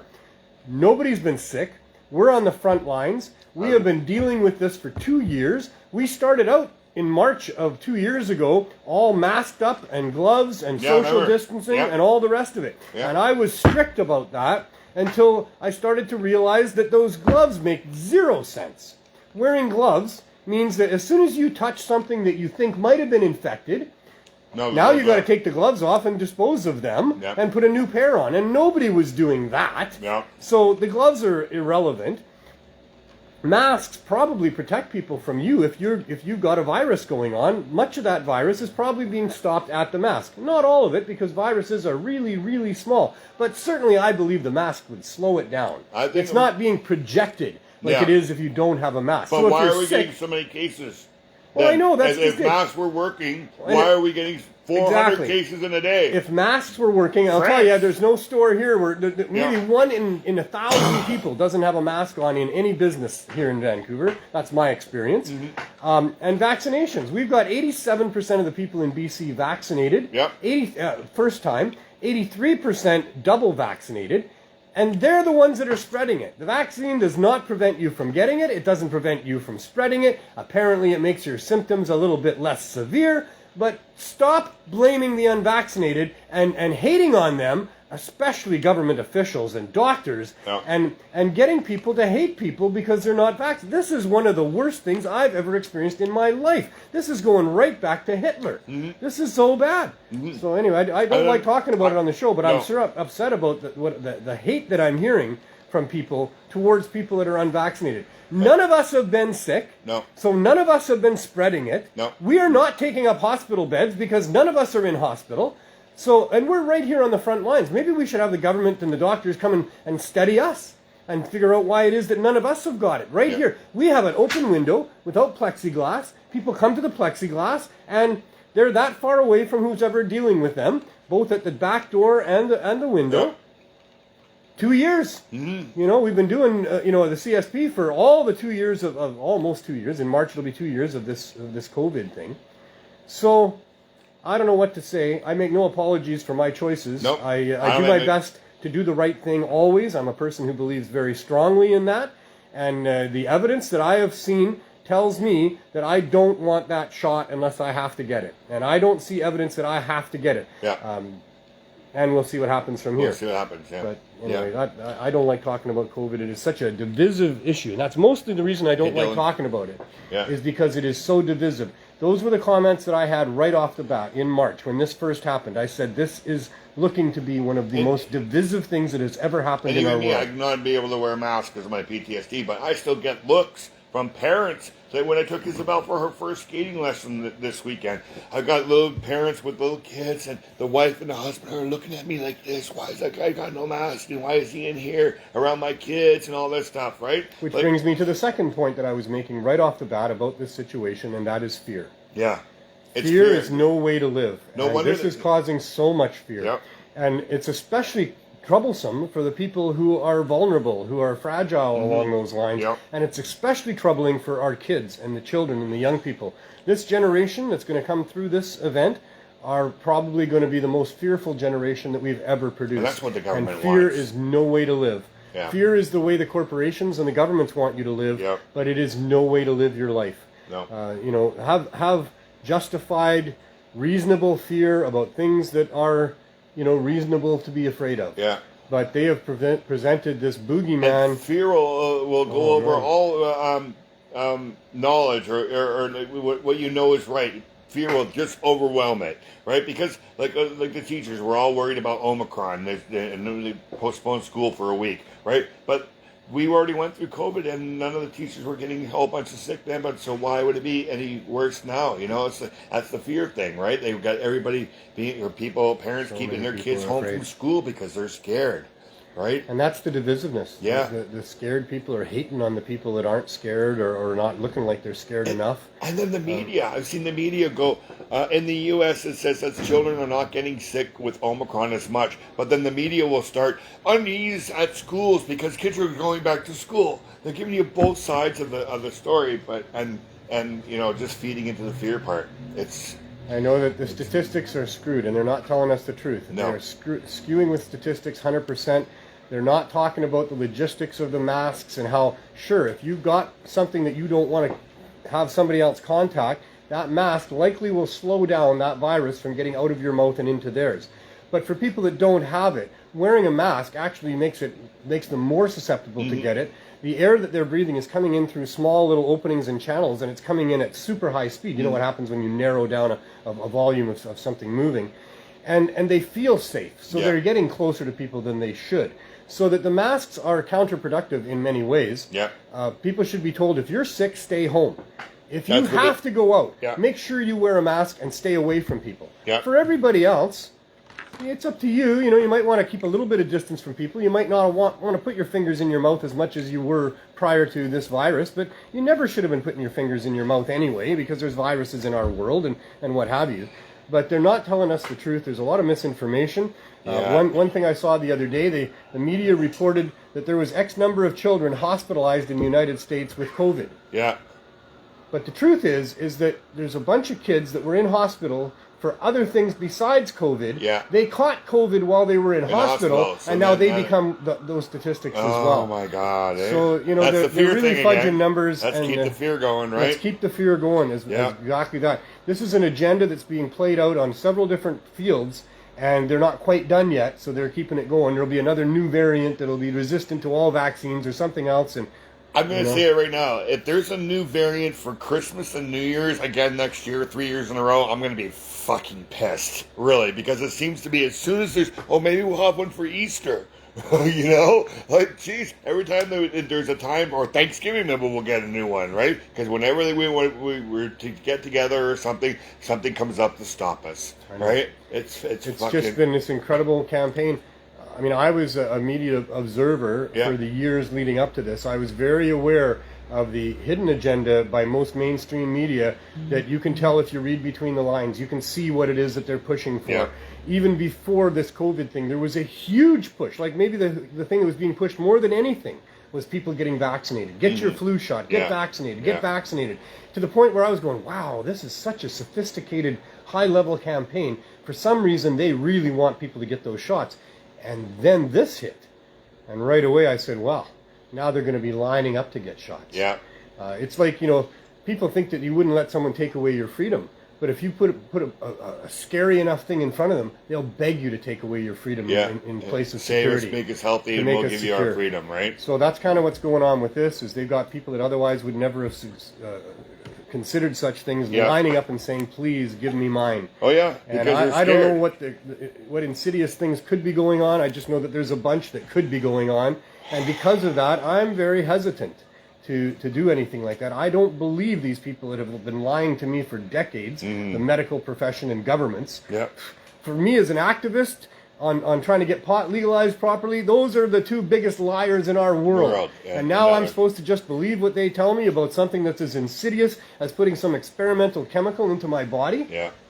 I'm not willing to do it. For those of you who are, that's great. I think it's probably fine. I mean, you can see that all these millions of people have had the vaccination. They haven't keeled over dead. No. I think some of them are still getting pregnant. I'm not sure. Yeah, and, I think they are. Yeah, so I don't know. With all things, you're going to have looks some like people. It's okay. Yeah, there's going to be some people who will react differently to it, right? And maybe it's not. Maybe there's nothing wrong with this vaccine. Yeah. Maybe it's perfectly fine. But they're setting people up to be willing to take vaccines, and then one day down the road, they're going to be able to chip you or do whatever they want to you or whatever it is that's going on. Maybe you're an ethnicity they don't like. Maybe you've made decisions to disobey and they don't like that. Maybe there's a switch they can flip, and those people are all going to just get cancer and die now, or who knows? Yeah. I don't know, but I know there's enough reason not to trust them that I don't.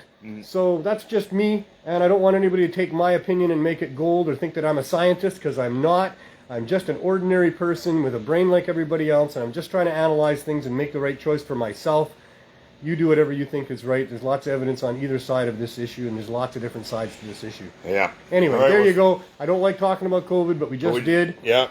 Thank you so much, Glenn. I appreciate you coming on. Happy Happy birthday, my friend. Yes. I guess you get to take that cake home. I do. I'll wait till the end of the show. But will you wait till the end of the show? Would you like a piece of my birthday cake? Just a little. Yeah, give me a little piece then. There's Sure. nobody here but you, Glenn. What are you talking nobody. about? We and the said studio you're- audience, which are so quiet all the time. I love that Can I thing talk about to the them. producer? Yeah, the producer's here. Anil, in fact, that gives me a great opportunity to say Anil is my producer. I love the guy. He's been great for the last 2.5 years. He's been helping me with this show, and I couldn't have done it without him. And he's a trooper who does all kinds of stuff for the movement. And one of these days, he's going to have his own show. Thanks, Anil. I'm very thankful for him. I'm thankful for him, too. You I'm have thankful cake? for you and your... Well, I will. You will. All right. Okay. You're not going to be taking much home by the looks of No, it. that's all right. But Isabel definitely deserves I a will piece. be here. Yes. And I'll wait till the end you of the should show. have more than one. All right. Thank you. All right.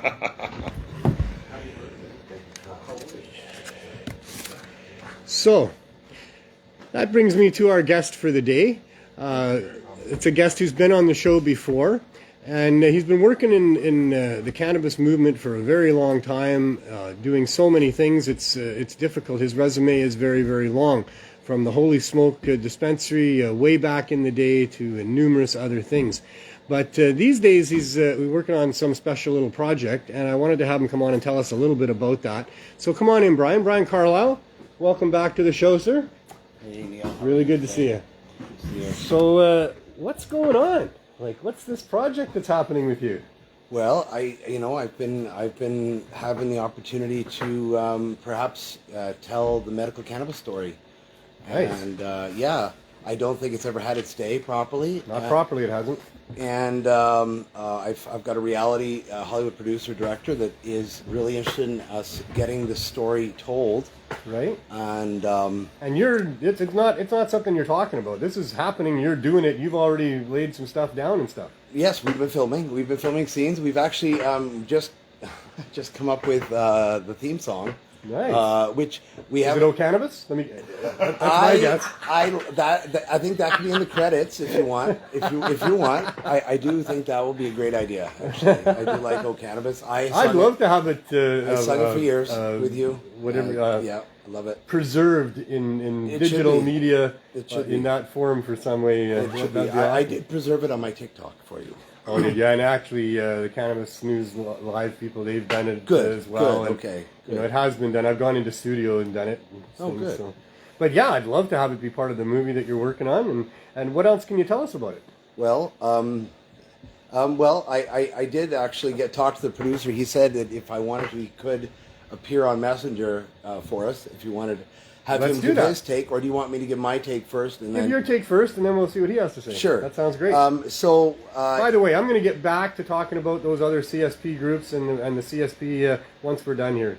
I didn't forget about you people. Well, that's exactly why we're doing this movie, is so that the world doesn't forget that medical cannabis is still reality and that it was ignored for at least, every minute of so-called legalization and fake legalization. And Yeah. I think we have ghosts. That wasn't I Cato. don't think I bumped anything. No, you didn't bump anything. the hell? Stuff just decided to fall. Oh wow. Funny how that happens. Well, maybe that's Steve or Jason or Greg or Yeah, wanting Michelle. this story, Michelle, wanting this story to be told finally, because I don't think people know that there is a urgent care, emergency care usage for medical cannabis. They And that think medical cannabis users have been discriminated against throughout all of the prohibition and now the legalization. completely. Completely. What ER is offering medical cannabis relief to someone in the middle of a grand mal seizure? Yeah. Zero. I know. So that's one of the I think I'm going to give away one of the scenes in the movie. I know I maybe shouldn't, but one of the scenes. That's fine. Teasers are The good. teasers are good. Teasers are good. Teasers aren't spoilers. A teaser, well, so I give the year, would have been 1998, Chilliwack Hospital Emergency Room. Right. Someone that I knew was very, very disabled with MS, was in the middle of a grand mal seizure, and her teenage son called me, please help. And I called two supporters, and I said, okay, guys, we're going to roll as big and strong joints as we can, and we're going to go blow them at her in the emergency room until we get arrested or assaulted or whatever happens. And I called the media. You don't have to tell us what happened. That might be a spoiler. I'm not going to tell. I called the media, and of course the media, the hospital, and the police attended and documented the whole scene. Nice. So it was, in my opinion, the first time the modern Canadian medical world saw what I should say David Suzuki aired on Reefer Madness 2 in 1999, the nature of things, with a guy named Crash, was one of the members there with MS. So I don't know if he's still alive, but he wasn't in Grand Mall, but he was in what we call Petty Mall, right. and he was in full Petty Mall. Right. But Grand Mall is life or death, and people get brain damage from it, and I had no choice but had to act, and so right. That's one of the scenes in it, and I think when I told that to Steve, the director, he was just like, "Wow, it's hard to believe that's a real scene that's actually can be verified right. and checked." And in the future, people are going to look and say, "Holy smokes, those poor people that were suffering in those huge ways that could have been helped by cannabinoids, but they couldn't be because governments were holding up a lie about cannabis being harmful and not having medical value." It is just disgusting. You know, those people that you mentioned, and there's many, many more that have been soldiers in this fight that have passed on to the other side. I suspect they are not resting until we get proper legalization. No. I suspect that they are up there quite frustrated, just like we are, and saying, "Hey, people, don't stop fighting yet. This is just a smoke screen. This is some token thing that we're being offered that really isn't at all what we're asking for, and we can't allow the world to settle for legalization of cannabis that involves having rich non-medical stores with no provision for medical users. That we cannot allow that." It's the existential hospital curtains. I don't know if you remember those.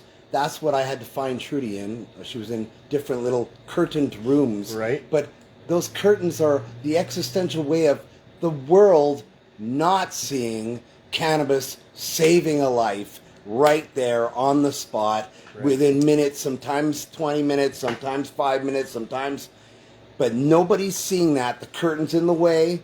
You know, people are actually chained down to gurneys in grand malls in Canada. And if I could, I don't know if he watches, but another patient that I have very much support, Terrence Parker Jr., sorry, not senior, and what he went through with the Toronto hospitals before winning his court case, so to speak, and his fight to deal with his seizures, that, I don't know if I should even share, maybe he hasn't shared, the damage they did to his skull rather than allow him high-dose cannabinoids, right? His skull, if you ever meet Terry face to face and see, I have. then you see, Yeah, I know Terry. you know exactly what they did. They medically, surgically assaulted this poor gentleman rather than giving him the cannabis, and then of course charged him criminally as well. His story is so compelling, really. And this is just a story of everybody that I had to grow up around. My aunt with MS, I grew up and watched this as a kid, and disgusted me that this was okay, that fake medications were fine, and what's worse is when you go down to Women and Children's, and I go there a lot, the pediatric ward is filled with epileptic pediatric children, and watching the tubes and the stunts and the shints they'll put in their heads, rather than just give them high-dose cannabinoids and solve the issue over with. 86% effectiveness. I just read a study in youth using it around the world, youth and children. So it shouldn't be a question. If someone's having grand malls, they should be using high-dose, preventatively, and if they go into seizure, someone needs to be ready with vapor version of high dose cannabis strong weed. That's what we had, or sorry, concentrate strong weed. That's what it was, and there was 3 of us, big stogies, just giving her, and that caused enough miracle in someone in Grand Mall. And I didn't, that's faith. That was a faith-based act by me, I'm sure, but and some would say that was endangering her life, but it did not endanger her life. It saved her life. And it's saving these people all around here's lives every minute, every second of the day. With seconds, sometimes they need it. In seconds, if they don't have a high dose, within a second, they could relapse and die right now, or they could go to cardiac shock or toxic shock syndrome, or all around here. And that's an acceptable thing. So that what they've done is they've coagulated as most disabled and medical needing patients in one place so they cannot access it. It's almost like this is why they're being put here, so they cannot, so the only alternative is deadly, right? Thank God for Dolph for making one political step.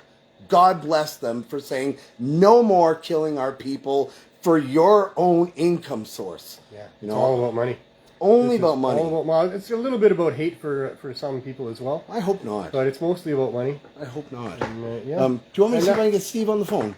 Let's see if we can get Steve on the phone. And I'll say that's why we've been doing what we're doing here with the Cannabis Substitution Program, is we've been purposely flooding the neighborhood with high-dose edibles, and I stress that every time I talk about what we're doing here. This is about high-dose edibles. We have syringes with 1,000 milligrams that people will take in one shot.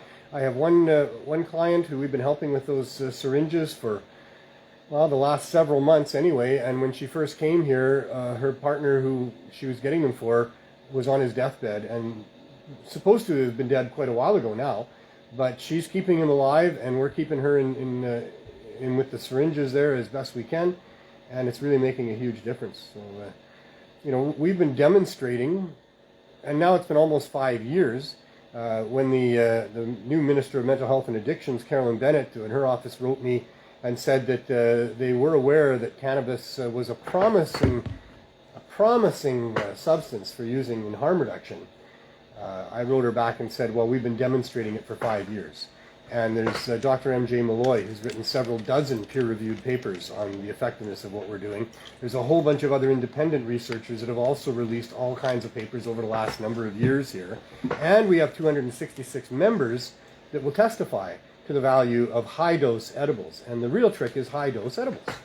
So, yeah, we think we've done everything necessary to be able to get that approval. I've been thinking about, still don't know. What's her name? Carol Gwilt? Gwilt. That's her name, right? My good friend from... No, not Carol Gwilt. The minister. The minister, Carolyn Bennett. Sorry. Hi, Carol. Let's not put those two together at all. They're Carol probably Bennett, not the same person. Believe, for sure not, right? For sure not. Carolyn Gwilt's trying to do the right thing. Carolyn Bennett is trying hard not to do the right thing. Trying to do a new smoke screen, and I've been thinking about this a lot because we talk about this, and I think her plan is, and their plan is, to create this new Ministry of Addiction and Mental Health to make sure that medical cannabis urgent and emergency care is not even available for some kind of statutory access. To completely move it into a field that the medical profession and the urgent care, emergency care, paramedic care don't even have. Why don't paramedics even use it? Why are firefighters arriving to someone in a seizure and not administering it in a buccal? Boom, boom. Yeah. Why not? Because, this is what we're going to expose, and I don't think it's going to be... Oh, he's calling. Oh, good. Yay. Hey, Steve. Hey, Briggs. How's it going, buddy? You on TV or do I need... You are live on the show right now, sir. Do you want to go on video? And welcome. I am on video. All right, I'm putting you on. We'll put you on video. That's me. Now, but do I need to take the call again with video? I don't know. I don't know. It says... Just hit your video. Just hit the video thing on your screen. We've requested it. Or call me right back if you I'll want. call you right back. Okay. Right. All right. Yeah. And so that's Steve Oakley, and he's... Grunder Oakley Productions is right? the name of his company for many years. Steve Oakley worked with, way back in the day, with MTV. I don't know if you guys remember the reality. What are we going to ask him? we're going to talk to him about his vision for creating this medical cannabis story across Canada. Cool. He's already actually included, he's hired some from Toronto, some from the interior, some from the Okanagan. He wants to get Canadian medical marijuana voices out there and he sees he loves the story about me, but I don't want it to be about me anyway, and he gets that now. I want it to be about the medical cannabis patient. It's not okay. What happened here? See, he's on Hollywood Thinking. He used to have of course assistants to do this. Give him another second or two. Give him another second or two. Might call you back. Yeah, I'm going to light my joint here. This Sure, is light that your wonderful joint that you gave me the A other little day. suspense is a good thing when you're trying to entertain people. So we'll have a little suspense here on whether or not he's going to get back on the line. I'm very glad that you still have this venue, because I don't hear. Oh, here we go. Come on, try it again.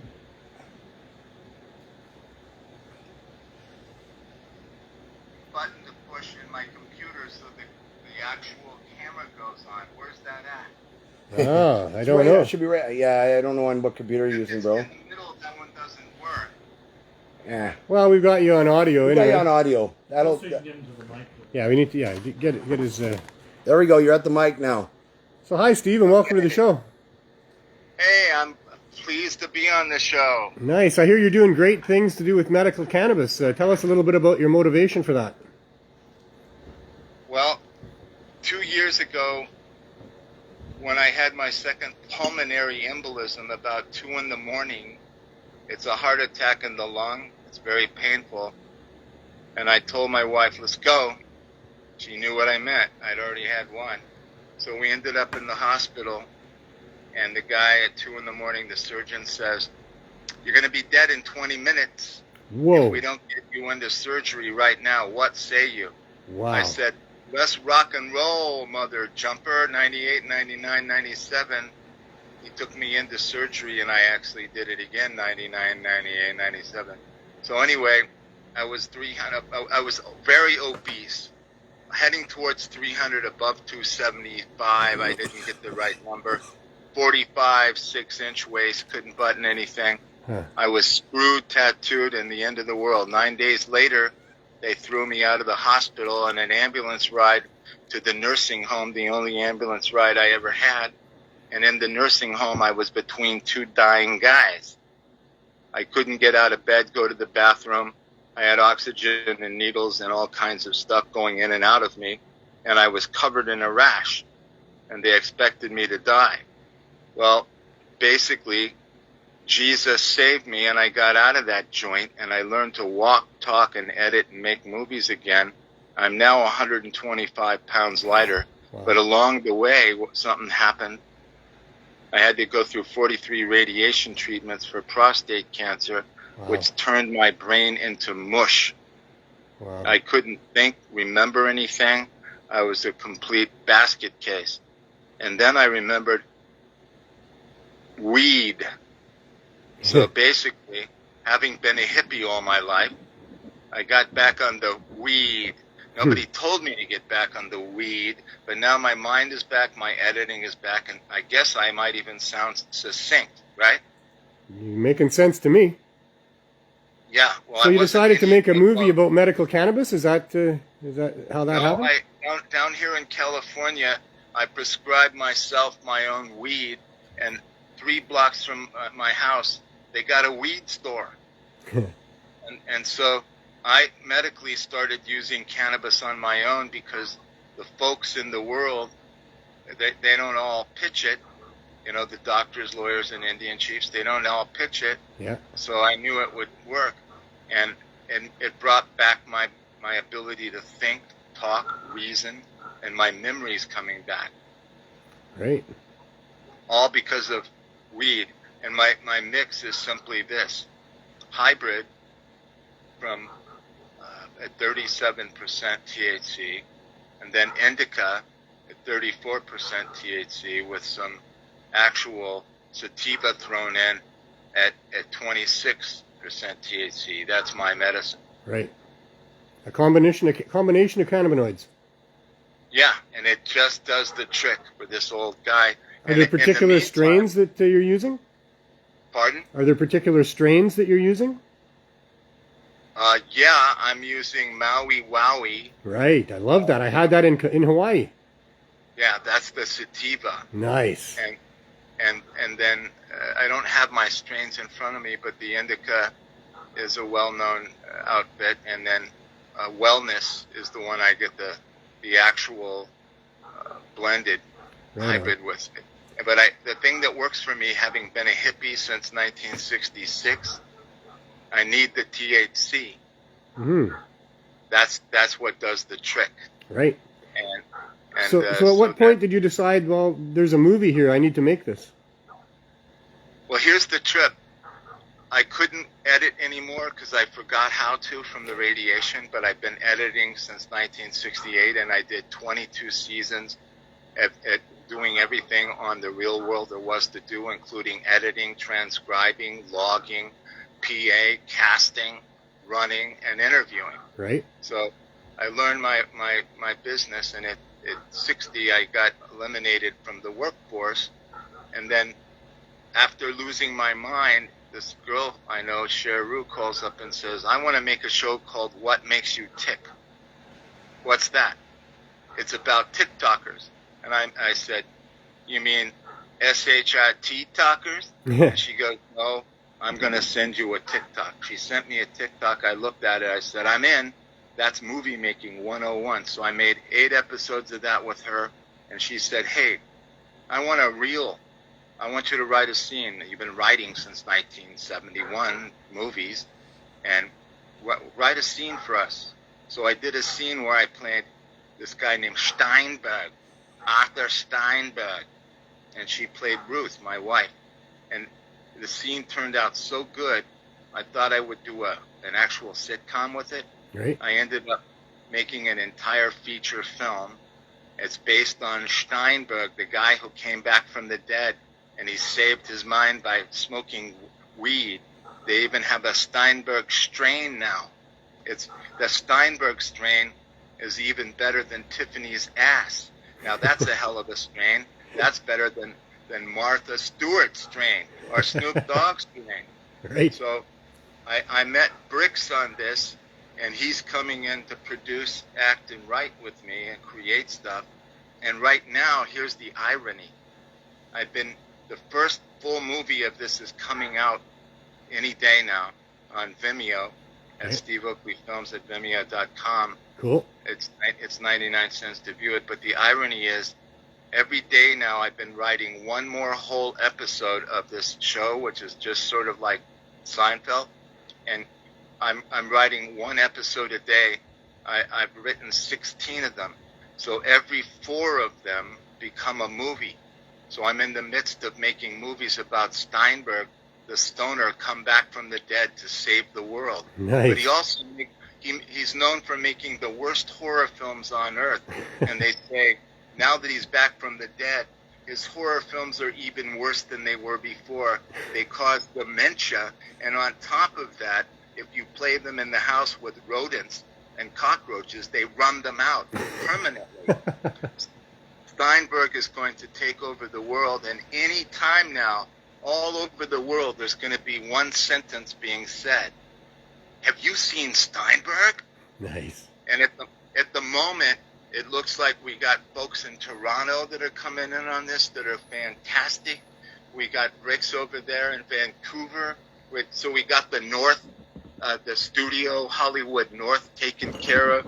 And we're going to be doing a whole episode with people from the North. And it's fantastic. Nice. So you're going to give medical cannabis people their voice. Absolutely, because it saves lives, and guess what? It's that, as Bricks has been explaining, it's thousands of years on the books for making people well, and somehow, politically and or otherwise, it was removed from the mix. If it saved my memory, and I can walk again, by the way, and I walk 30 minutes up and down hills, and I edit or write and or direct 20 hours a day now. I don't sleep. Wow. So I'm on a roll. Bricks was saying it's a bipolar thing like Einstein had. Something snapped, and I'm just making these Steinbergs to take over the world. I am Arthur Steinberg, and I'm going to take over the world. Nice, nice. And so most of these are going to be available shortly, or is anything out there now? It absolutely is. It's up, but it hasn't come on the market yet. But it'll be at Steve Oakley Films at Vimeo.com. All right. It's up, but we have to add the Internet Movie Database credits, which are very important for all of us, so that we can show the world that we're moving ahead, even though there's some marijuana involved. And then I understand there's over 14 million folks around that would love to see this, that are the fans of medical marijuana in the North and the South here. Right. So we might end up having some people that might want to see this show, and we need everybody to use word of mouth. Once you see Steinberg, you've got to tell 10 people to see Steinberg, and you have to inform them that they need to tell 10 people to see Steinberg. Steinberg has to be the next Blair Witch. It's so bad that it'll make the Blair Witch look good. Well, if you're telling the truth about the horrible attempt to prohibit people from getting access to a medical herb, that's one of the biggest stories that I think is going to be out there in the years to come. This is one of the most horrible situations. This plant that could save not just people but our planet has been demonized and prohibited by the rich for a very long time so that they can profit off of us. If that's not a big story, I don't know what is. Not even touching on the overdose epidemic where people are dying from a tainted hard drug supply, and cannabis can be the answer to that, and they're not letting it be the answer or embracing it like they should, for sure. That is huge news. Well, let's move it out ourselves and explain it during these Steinbergs. One episode is called Steinberg's Strains, where we get into Bricks creating special strains, and that's one of the things that's important, because the strain matches what it is that's wrong with you. And if we can find a way to find, I lucked out and found and they help. Right. Well, I sure thank you for doing that. And I'd love to have you on the show. Tell us about it. Sorry? I'd love to have you on the show, if you would like, as a person in it, so you can go through the process and report on the process. All right. And I sing on cannabis, by the way, so... What? We were talking about that earlier. He doesn't know what that is. I wrote and perform O Cannabis, which is a cannabis version of O Canada. And I've been doing different rallies for about 15 years here. Yeah, we throw that in as the opening part of your part with Steinberg. That'd be beautiful. Yeah, have Bricks hook us up on the internet. And my apologies, I don't know how to turn on Skype. I live on Skype. Everything I make is on Skype. Right. And I wasn't able to find the camera button. It's not below, and it's some damn setting. Well, we may not have been able to see you, but we certainly heard you, and what you said was very profound stuff. I really appreciate that you're going to bring this truth out and let the world in on this horrible story that's been going on, where people have not been able to, better their lives in ways that they otherwise would have.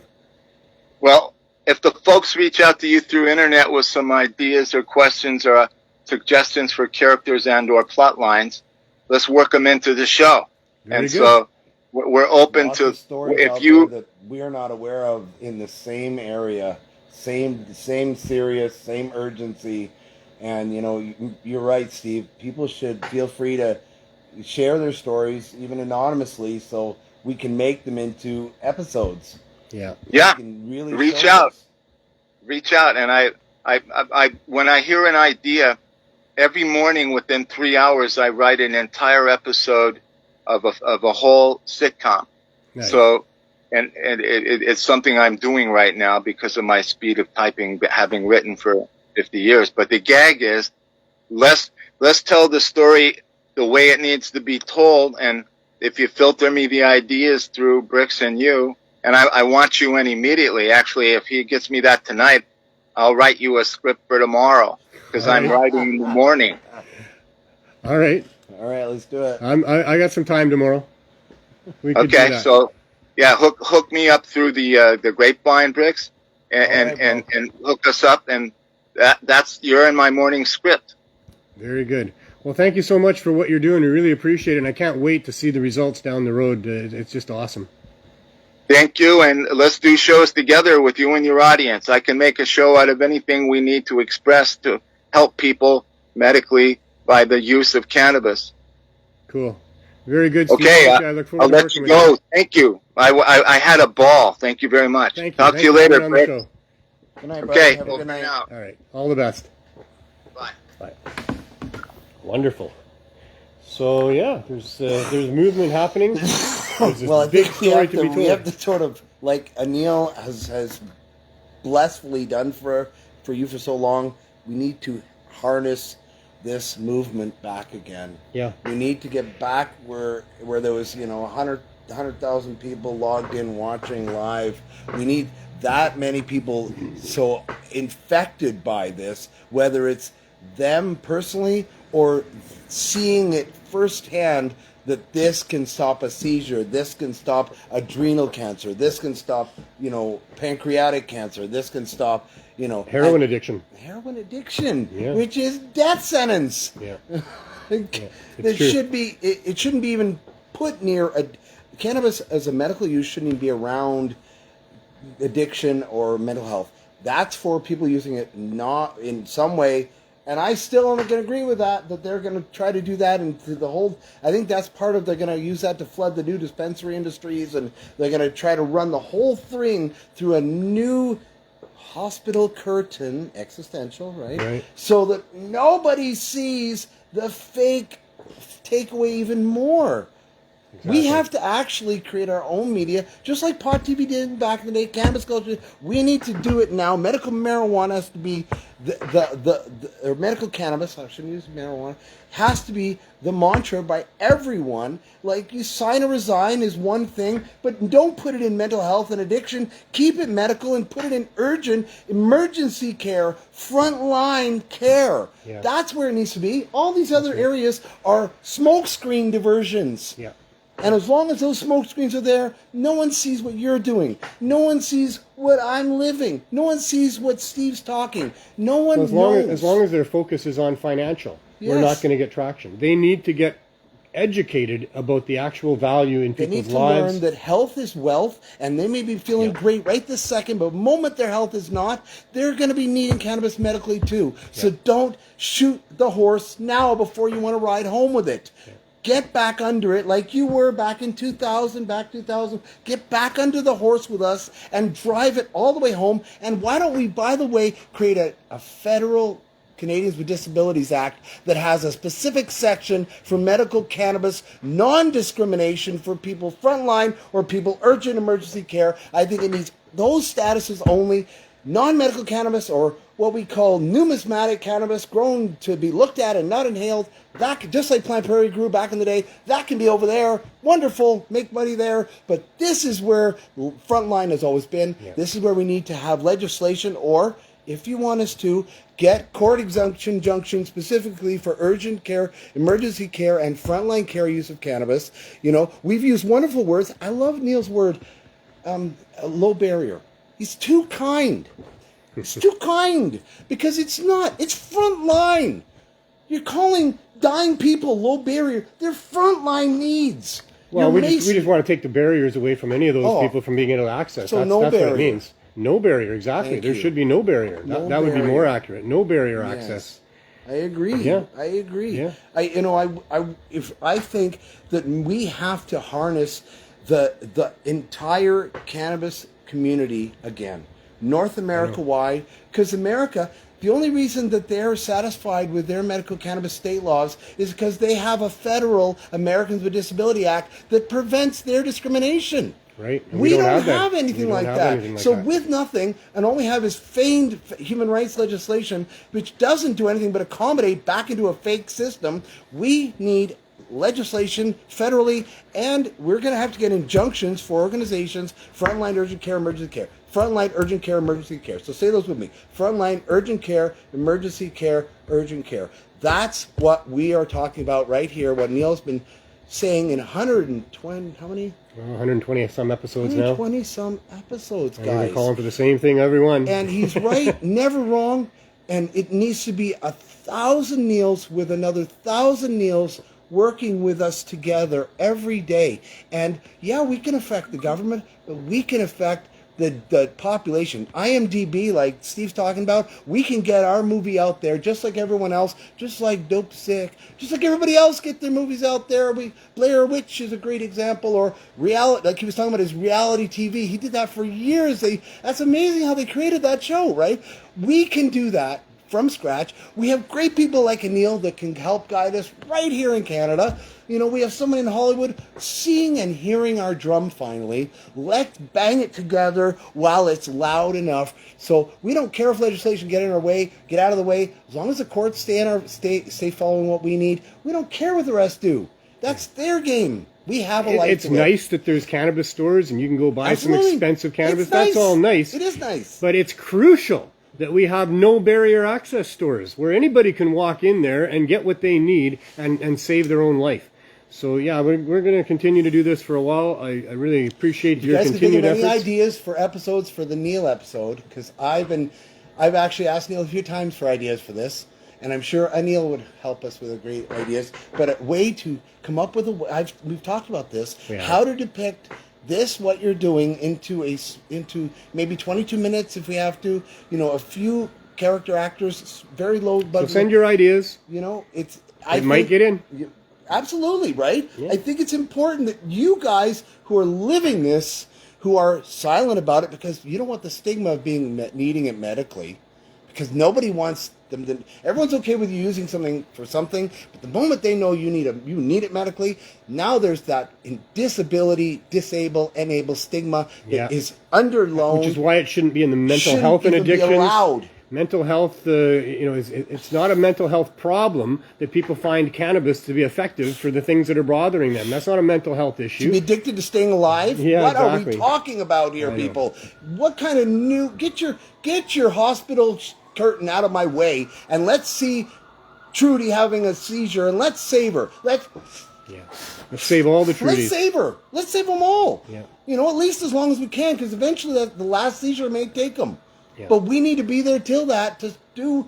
And once they're out of the seizure, fill them with so much endocannabinoid high dose that they can never even go back into prodrone that goes back into the mall in the first place. Right. Done. Yeah, done. So yeah, if you've got a compelling story, let us know. We'll see if we can incorporate it in some way. That would be awesome. So thanks, Bricks, for all you're doing. And for all you've done over all these numbers of years here, and will continue to do. I appreciate it a lot. We'll continue to follow your exploits, and together, you, me, Bricks, all of us, we can get this done. We mentioned Carol Gwilt. She's got a legal store, not happy at all about much of the stuff that they have to go through in the legal business. Over on Kingsway. Beautiful location. It's where they had their non-legal store for years there. I love the location. She's not happy about it. She's fighting from the inside. We're fighting from the outside. You're fighting from your position. You people all fight from where you are, and all of us together, we can do this. And it's really, really important, because people are dying, people are sick, and this has gone on far too long, that we've allowed for public servants, paid by us for governments, to oppress us in this way on behalf of a bunch of rich bastards that just want your money and don't care about your health. So anyway, more rants and rants. 200 or 120 episodes of rants. It'd be neat to almost be able to have a disguised face part that could allow anyone to be able to give their story. But sure, if people don't want to, if they want to be anonymous, I'm not saying in the movie scene, but I'm thinking, because we're going to do teasers and trailers and outtakes and uptakes, and wait for people to also contribute anonymously. We can maybe come up with. I think your song is fantastic. Have you ever thought of changing the beat to it a little bit? Oh, I've done different beats to it. Perfect. At One Kush Cup here. Perfect. It's great news. The fellow. I'd like to hear some of the new, because I love the classic. Is You're My Generation, and I hear it and I love it. But there's a whole 3 or 4 new generations of cannabis total activists that are ready to jump behind us. We need to create an anthem for them. And just to plug, I've got actually a couple people that are working with me. Thank you. If you guys know who you are. We are writing the theme song for the Bricks, the Medicine Man movie. That's the movie we're also working on. I'm going to give that title out. And it's wonderful because it's focused to medical cannabis, not about me. And none of this is really meant to be about me. That's why it's medical. It's so much bigger than any The name one of the person. movie is really, in my opinion, the name should be Medical Cannabis Behind Enemy Lines. That should be the title. That's the subtitle. That's not a bad one. That's already the subtitle. Nice. But I think that should be the main title because people should understand the war is against the sick, the disabled, and the meek. They are the target of the rich. And if everyone's okay with that, then go home and sleep at night. And if you're not, we'll see you down at the protest. I think I know a place down on Kingsway here that there's an MP that we could sort of ask why there's no federal Canadians with Disabilities Act. I'm curious why. Publicly, Trudeau in 2015, I found out in 2017, he brought it up again. 2015, he said he would for sure do it like America, because America did it in 2009, and he would for sure do it. And here we are in 2022, and not even a beginning federal legislation for Canadians with any kind of disability recognition. And even those that have some protection for disabilities, it does not include mental illness. And that is a huge disability Stigma. for many people. And we need That's to get all over stigma. that. So I really look forward to seeing what results from all of this. And That's working another with you whole on it. episode. Is the mental health episode issue. That is one that we haven't. There's a lot to touch on. It's a really big topic. It is one That's that for sure. you could, your audience, your followers would know it and would be able to talk to people and ask around in their own communities. Do that, please. Who's got the stories for each different? Well, who's got a story? Remember, so it's frontline care of cannabis, like everyone's doing right here. Frontline care, urgent care, emergency care. Okay, so those are the three areas that we need people to come forward and tell those stories, so we can help depict them in a visual way that everybody public can go, wow. Yeah. Okay. I've heard so many compelling stories on my trips across Canada, people coming and telling me stuff, and any one of those stories, if really understood by the powers that be, it might be enough to change the situation. Well, even if they don't ever get it, if everybody else gets it, which we're the majority, that's good enough. We can make it happen by that alone. Very good, sir. Well, thank you very much, and we look forward to seeing you again in the not-too-distant future. Thank you. Carry on, carry on. All right.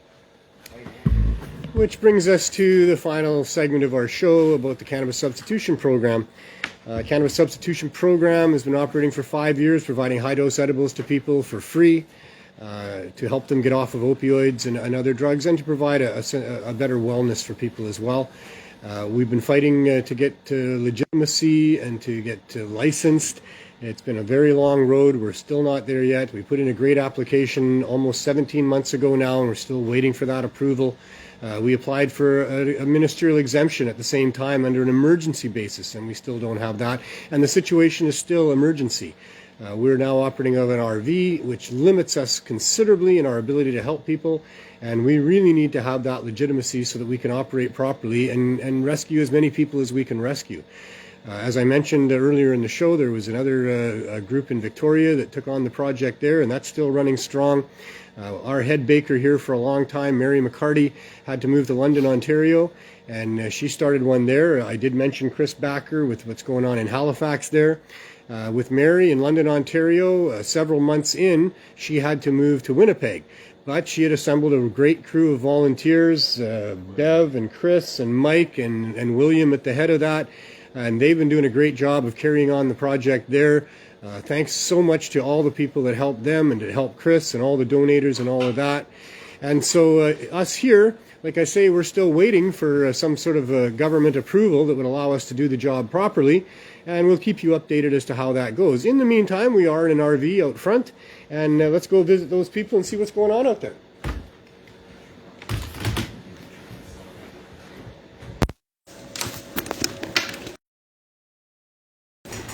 So it's raining in downtown Vancouver, which is normal, but if you have a CSP hoodie, you have a hood. And the hood will protect you from the rain. So there we go.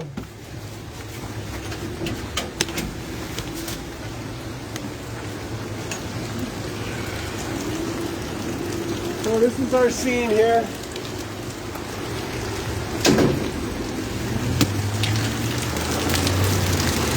is the Healing Wave RV, the Ganja Mobile, the Hippie Mobile. It's got lots of names. It's well known in the neighborhood. And this is where people come to get low barrier access to cannabis. Low barrier happens right here, where we have lots of different cannabinoids available in all their different forms for people. We try to keep them at prices that make sense and that people can afford. And if they can't afford it, well, we have things for that too. Hello, Jen Nelson. How are you? Hello. Hello. How are things in the hippie van? They're good. They're wet, but they're good. That's good. Okay, well, we're going to go see what's going on in the back door, and I'll be back to see you before home. All right. You look really spooky with that light underneath you. Yeah, I do, eh? It's the Blair Witch Project all over again. Lots of credit for that. This is the back door of the RV. This is where we have no barrier access to cannabis. People come here. If they get to be a member, they get to have 420 milligrams of their own choice. Let's see what happens. Well, g'day, sir. How's it going? Not too bad. How are you doing? Been a long day. So what happens when you knock on this door? I'll give you, if you're on my list. You're on the list. You got a number? Yeah, and if you knock loud enough I can hear you, I'll give you 420 milligrams. And how does that work? What does the 420 milligrams look like? What does it look like? It looks like this. Donations are down. That's why Right. it's looking so drab. It's still a pretty good selection, but yeah, it's not as big as we normally would have. Okay, I got some 100 milligram cookies from Joe Pepper. Right? I got some 100 milligram gummy bears. I got some, Those are from Green Wilderness. yeah, from Green Wilderness. And then those are from BC Bud Guys. Yes, they are. I got some watermelon at 30 milligrams or some cherry at 30 milligram gummies. Right? Yeah. I got some Gorilla Ganja. Gorilla Ganja. I got indica. Right? Indica, CBD, black cherry, 50-50 mix. 50-50 mix. And I got a pure CBD pineapple. Right. Very popular. This one's the most popular one. That one goes first. Raspberry indica. Yeah, Everybody straight loves indica, it. straight And I THC. got some mango sativa. It's half and half THC. Right on. Half, CBD. Right Very on. good. I got some lollipops here from Sweet S&M Sweet Shop. S&M Sweet Shop here. Yeah, They're 50 milligrams. People love them. yeah, And I got some Damien cookies right. at 25 milligrams each, Very good. and some caramels from Robert, 150 milligrams. Yeah, Yep. And we also have some caps here, 50 milligram distiller caps. nice. Don't let the rain get in there. No, people love it. And we got some 5 milligram caps for the people that need low dose. Right on. You can tell the difference. One's darker, one's lighter. Right on. And then we also have, for the people that like the keef caps, we have some keef in these caps. Right? They're 50 milligrams each and they're really good. Nice. Yeah, we've had a lot of success with those. And some of those are from Dirty Dave. Yes. And another one's from our friend Brian. Yes, they And we are. have some cream sometimes, topicals, have suppositories sometimes, and those types of things as well. So a pretty good selection for people We for have what a they great need. selection for people to help them on the streets here. Very good. Well, thanks, Andrew. No problem, you're very welcome. Thanks, We're coming Brian. back in the other door for a minute.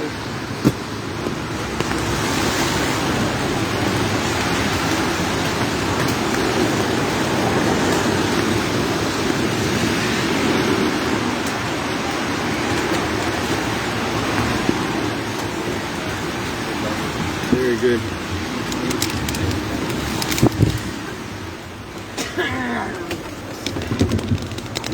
Our cozy little RV here with George the roller, Andrew and Jen as we've met before. How's things in your second home away from home? Been pretty good, actually. Yeah. A little wet outside, but you're dry in here. Warm enough. We still got the heater going. Yeah, we rely on these little heaters for sure. Right, and George, you're still rolling up a storm as always, eh? It never ends. It never ends. It may never end. Yep. It's raining. Especially in this miserable weather when people don't have anywhere to roll a joint. Yeah.